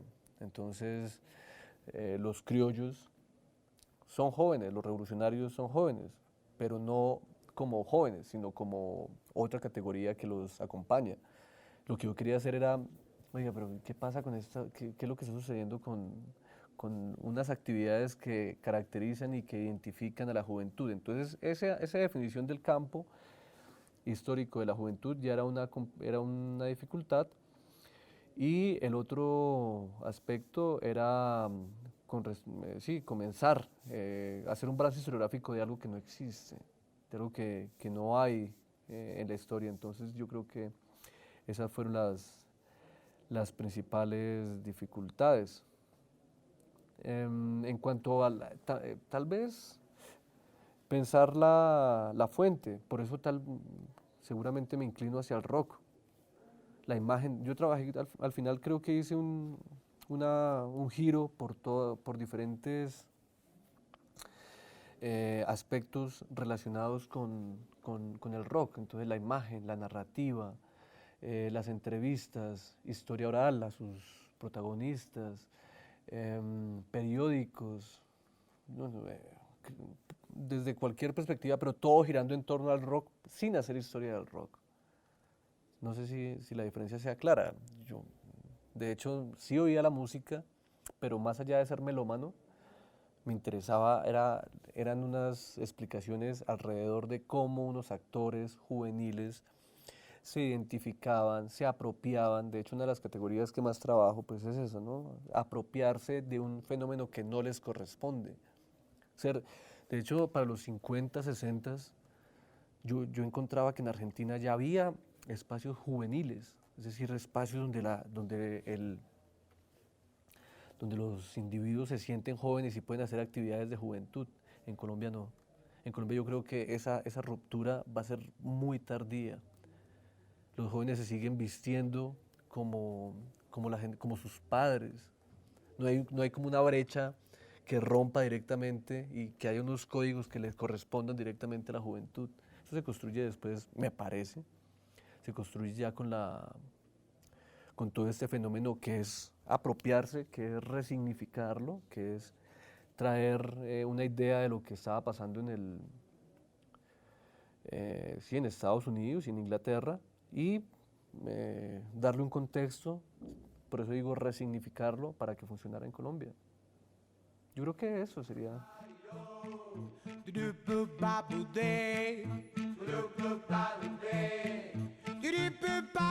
el año 2011 termina su tesis de doctorado bajo el nombre Imaginarios sociales, política y resistencia, las culturas juveniles de la música rock en Argentina y Colombia desde 1966 hasta 1986. ¿Qué pasa después de la sustentación de la tesis de doctorado, Hernán? Bien, César. Después de sustento la tesis, inmediatamente regreso a Colombia. Tenía unas cátedras en la universidad con la cual había iniciado mi parte laboral, que era la Universidad del Rosario. También con la Universidad Tadeo tenía unas cátedras.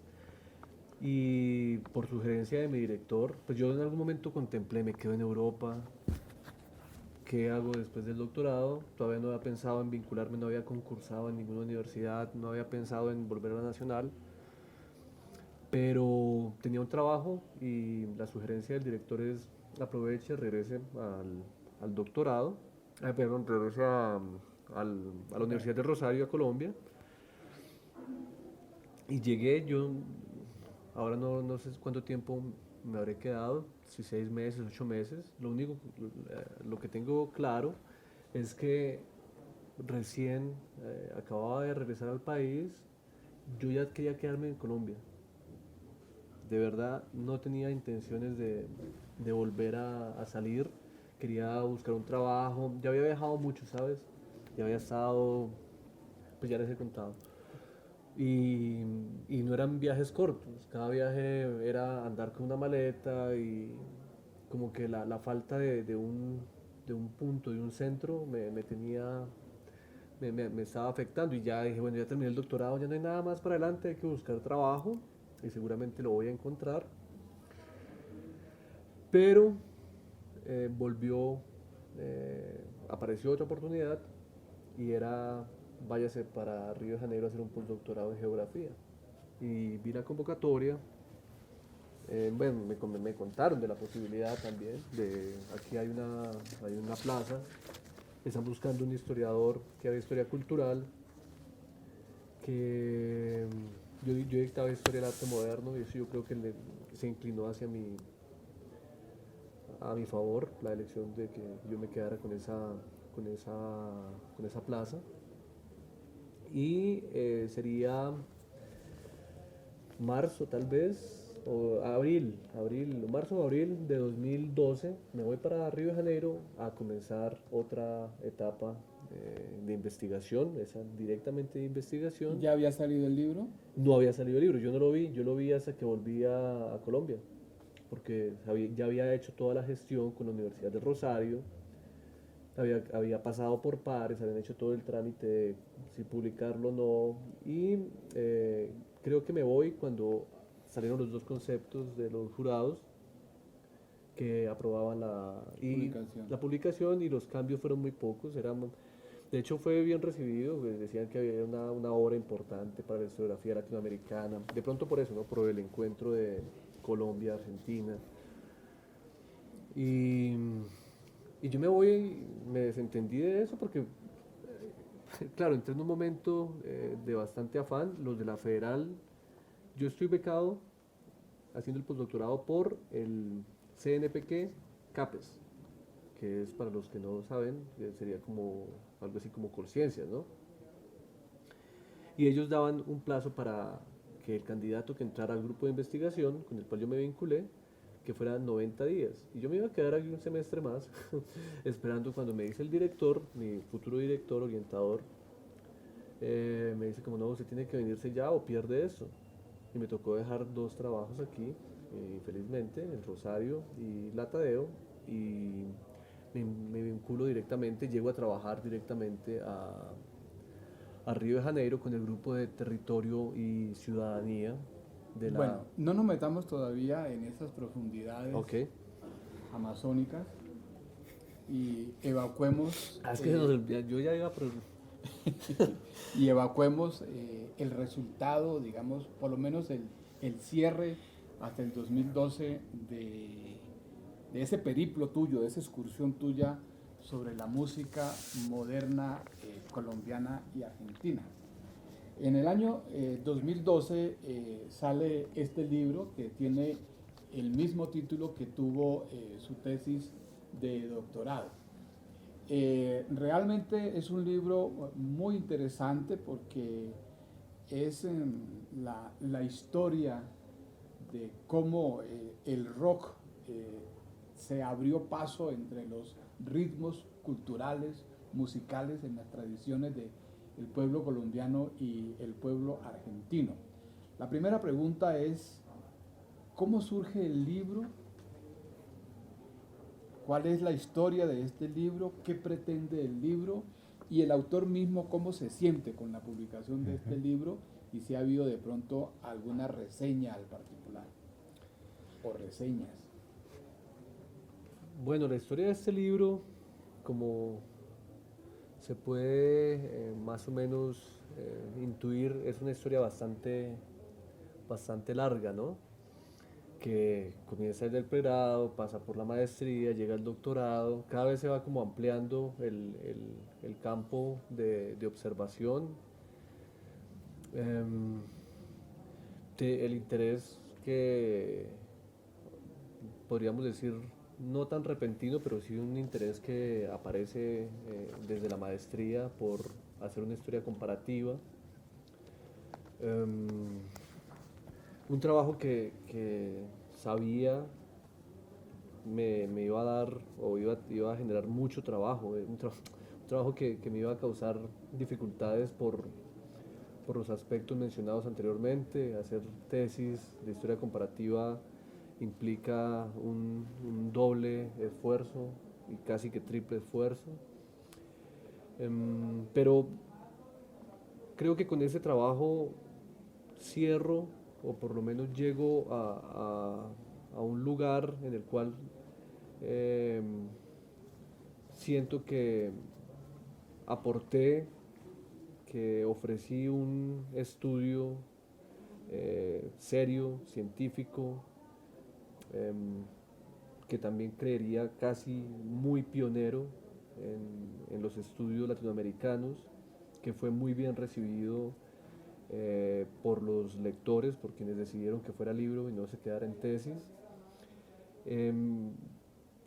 También ese libro ha tenido un impacto en varios estudiantes que me escriben de pues no sé qué universidades, porque les gustó, porque les gustaría tener mayor información. Ese y la tesis de maestría ha tenido como ese impacto.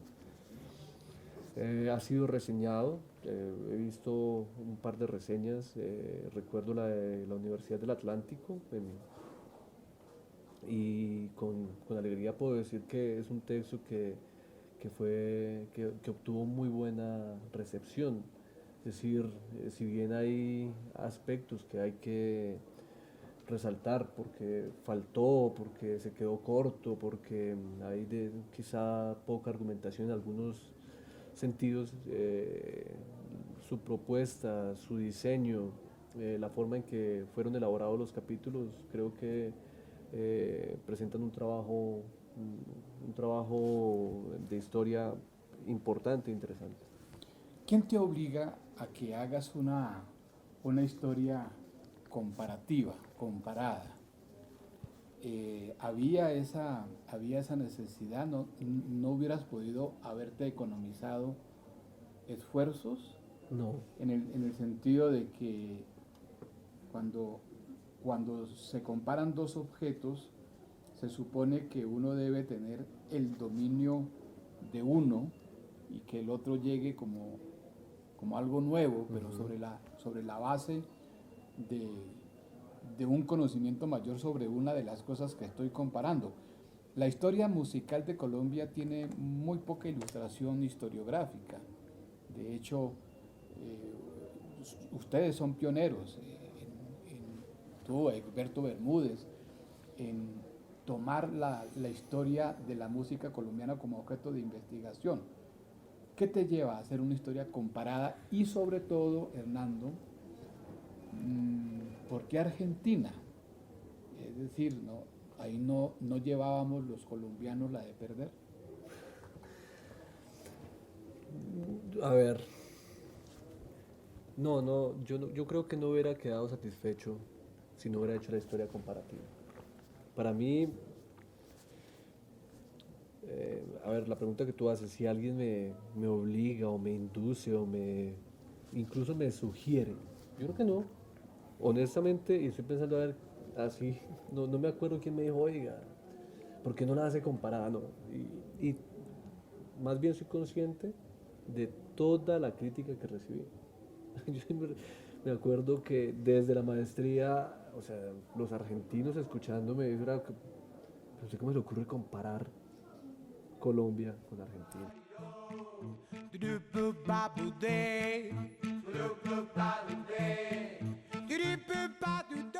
Bien, César.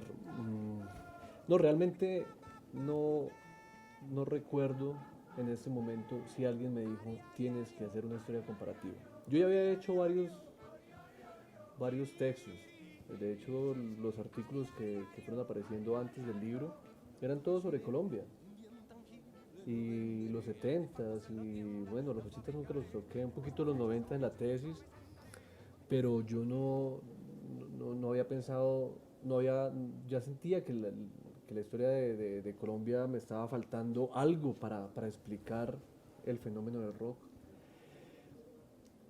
También recuerdo, eso sí lo pude haber conversado varias veces con Jaime Borja, recuerdo que le proponía que a mí me gustaría mucho Argentina, que me gustaría mucho el rock argentino, y hay varias explicaciones, ¿no? El rock argentino me gustaba mucho como música, me gustaba también desde el fútbol, todo lo que rodeaba a la cultura argentina, y sobre todo que lo que yo planteo a lo último en el libro es que hay un movimiento de argentinización, ¿no? Que los jóvenes empiezan a sentirse muy orientados o empiezan a consumir productos argentinos. Entonces la música, el fútbol, sobre todo esos dos elementos son muy, muy fuertes para mediados de los 80s.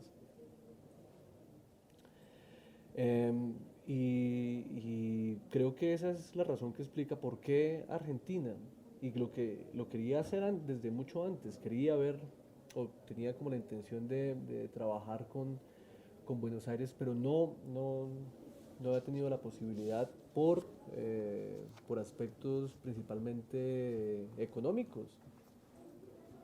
Ir a investigar a Buenos Aires no había sido fácil. Entonces no hubo como un consejo, una orientación, una inducción hacia hacer la historia comparativa. Fue un interés propio, un interés muy mío, y yo sentía que el trabajo no hubiera quedado completo. Aún está incompleto. Eso todavía es una pequeña base de verdad de lo que hay que hacer más adelante, sobre todo en historia comparativa. Pero siento que el haber encontrado a Bogotá, a mis jóvenes bogotanos, con otros jóvenes que no se encuentran sino a partir del consumo de la música, me abrió me respondió esa inquietud alrededor de la formación de la cultura popular, el consumo de la cultura popular, los fenómenos de la transnacionalización, de la globalización, sociedad de masas, industria cultural. Se fueron como jugando todos esos elementos que seguramente los habría percibido si hubiera hecho la historia exclusivamente desde Colombia, pero que encontré un mejor apoyo analizando a Buenos Aires. Bien. ¿Qué es el libro entonces? ¿Qué es lo que tratas en el libro? Digamos, ¿cuál es la relación entre los objetivos, ese proceso y los resultados del libro? Digamos, ¿qué es lo que tú demuestras en ese libro? A ver, yo demuestro en este libro que se produce un encuentro a partir de la apropiación, las estrategias de apropiación de jóvenes en Latinoamérica, que posiblemente no son las mismas.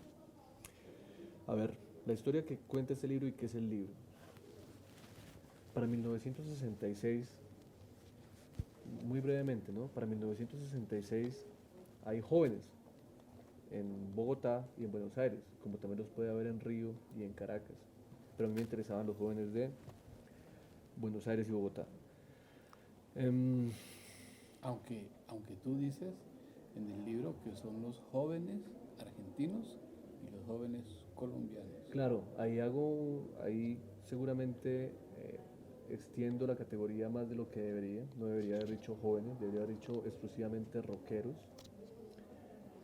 Pero en ese momento, sí, esa puede ser una revisión, puede ser un ejercicio importante para un trabajo posterior, reducir, no quedarme, no hablar como si hubieran sido todos los jóvenes, porque no fueron los jóvenes, de hecho es una minoría, son muy pocos los jóvenes, pero esos jóvenes se encuentran en el consumo de la música internacional, de la música moderna internacional, yo la llamo la música juvenil, y digamos como la intuición seguramente, o el aspecto que me fue brindando como idea sobre ¿Por qué comparar esos dos? Es porque yo veía que eran fenómenos muy parecidos. Entonces eran dos grupos de Bogotá, los speakers y los flippers, y un grupo de Medellín, los Yetis. Y miraba a Buenos Aires y encontraba que habían dos grupos de Buenos Aires, ahora se me olvidan los nombres, creo que es Almendra y otro, y un grupo de Rosario, que eran los gatos salvajes. Entonces yo empecé a mirar, bueno, ¿y cómo es que se lo apropian? ¿Por qué es que el rock es más importante en Buenos Aires que acá? ¿Por qué es que desaparece? Y empiezo como a explicar toda esa trayectoria de un momento en el que, porque ya comencé a leer historiografía del rock argentino y curiosamente o casualmente ellos decían, no, es que el rock es resistencia civil contra las dictaduras del 70. Y era como una visión muy política del rock. Pero yo decía, y no desaparece, por el contrario se construye y se constituye como rock nacional. Y en Colombia no entendía, yo no entendía qué era lo que pasaba, porque es que el rock, si comenzó igual, desapareció. Y esa va a ser de pronto uno de los aspectos que mantiene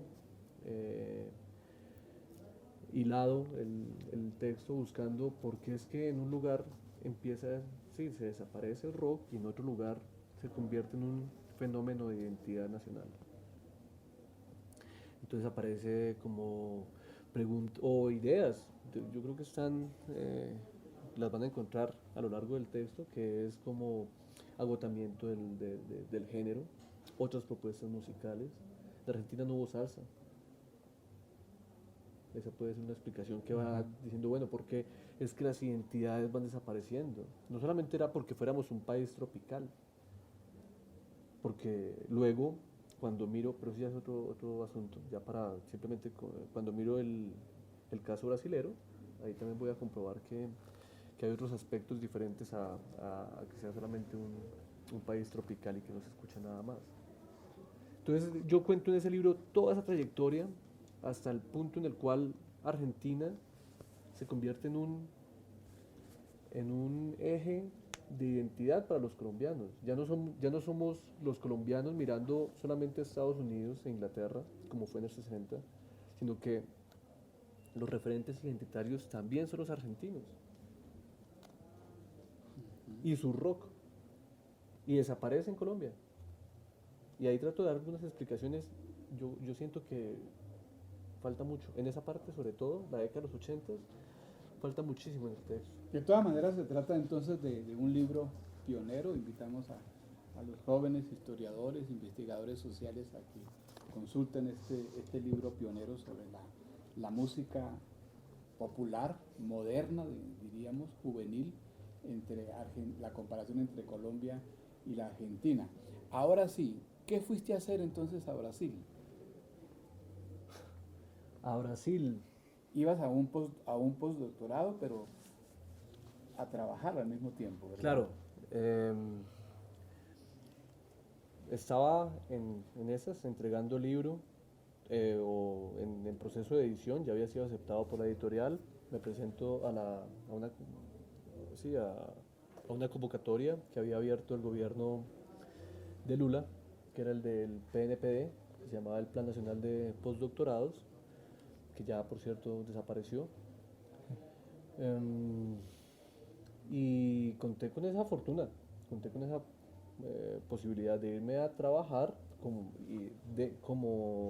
estudiante de postdoctorado. Y fue una experiencia maravillosa, César, tú que conoces Brasil también. Además coincidimos también allá. Coincidimos en todo lado.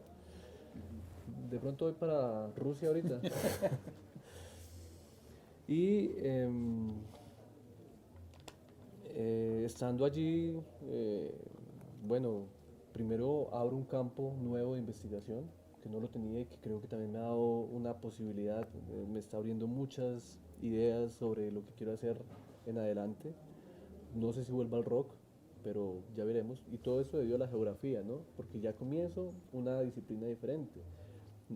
Yo siempre había estudiado historia con música, pero historia. Ahora es geografía y comienzo en un proyecto y era muy difícil, ¿sabes? como que yo decía, pero ¿dónde está la diacronía de eso? O sea, como que para mí era de verdad angustiante cada reunión donde la gente no discutía el paso del tiempo, donde el espacio era el conflicto y no el tiempo. Pero eso después de un tiempo vine como a entender, es que estamos haciendo geografía. Pero bueno, en fin. Y teníamos un proyecto de historia de geografía comparada sobre las sociabilidades en la construcción de la ciudadanía y la sociabilidad en los espacios públicos en las ciudades de Río de Janeiro, Bogotá y Quito. Entonces ese circuito lo hacía, de vez en cuando me tocaba mirar y hacer unas prácticas diferentes, ¿no? Me iba a Quito a observar, a hacer como análisis etnográfico, había unos manuales, era muy difícil, ¿sabes? Cambiar después de tantos años en la historia, pasar a la geografía, fue una experiencia un poco complicada, pero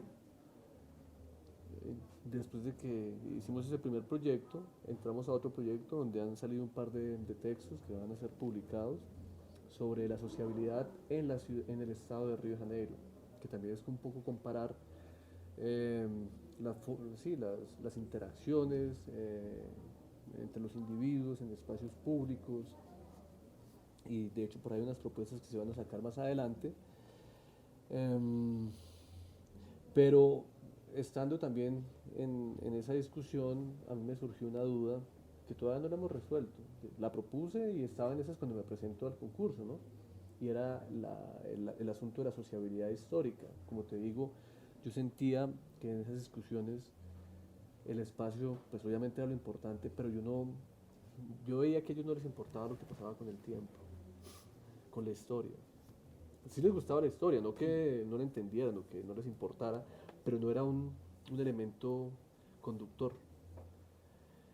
Y ahí yo hice una propuesta, yo dije, yo quiero trabajar con sociabilidad histórica, yo quiero mirar si se puede efectivamente hacer un análisis de la sociabilidad a partir de una observación etnográfica sobre cómo unos jóvenes, nuevamente los jóvenes, sobre cómo unos jóvenes describen, presentan su espacio, su espacialidad, cómo ellos reflejan a partir de las canciones y hacen la descripción de su espacio, como si pudiéramos a través de la narración ver el espacio, que era lo que hacíamos en el presente, lo que estábamos haciendo en cada uno de los parques seleccionados. Les gustó y la empecé a desarrollar. Estaba haciendo eso, de hecho aquí cuando entré a la universidad presenté un pequeño proyecto también comparativo muy gigante que no he podido desarrollar, no he podido terminarlo, de hecho que era eso, de la sociabilidad histórica a partir de la música juvenil.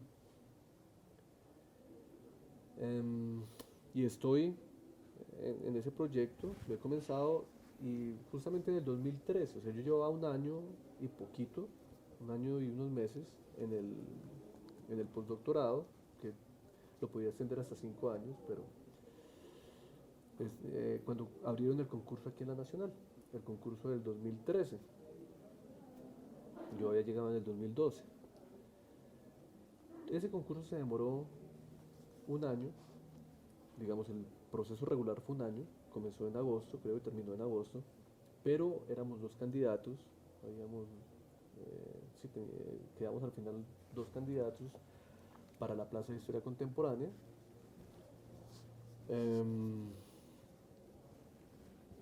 Hay un empate técnico en esa decisión final, hay como un empate técnico. El candidato que está compitiendo por esa plaza demanda recusa la decisión 3 veces, creo que fue. O sea, la decisión me mostró como candidato ganador al final a mí. El candidato que está también compitiendo por esa plaza recusa 3 veces y finalmente vengo a entrar aquí a la universidad en octubre.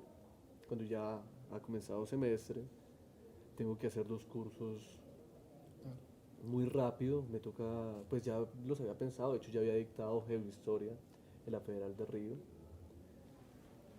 y propuse la historia de Brasil Tú también ya la habías dictado varias veces, creo, o la habías dictado, no sé, bueno, en fin, yo también dicté ese curso. Y con eso me vinculo aquí a la universidad.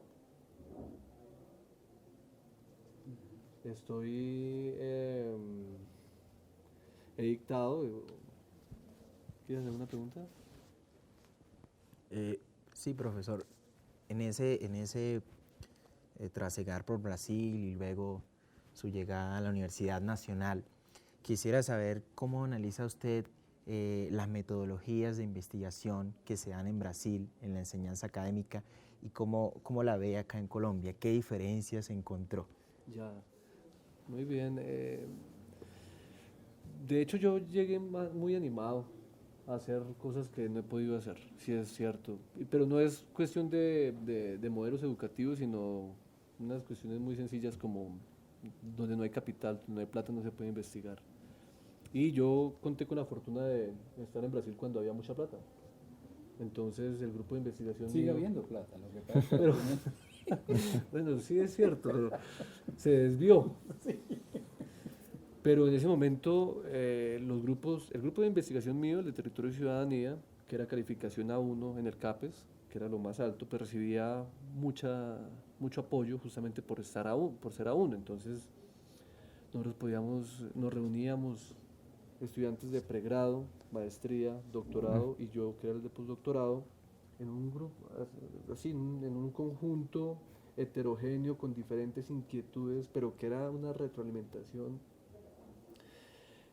pues que le servía a todos, al profesor que está presidiendo la reunión como el estudiante que está hasta ahora llegando, que no sabe ni idea de lo que le están hablando, pero yo creo que ese encuentro y lo que se llamaba las JIC, las jornadas de investigación científica, donde los estudiantes de pregrado se presentaban con sus trabajos frente a todos sus colegas o sus compañeros.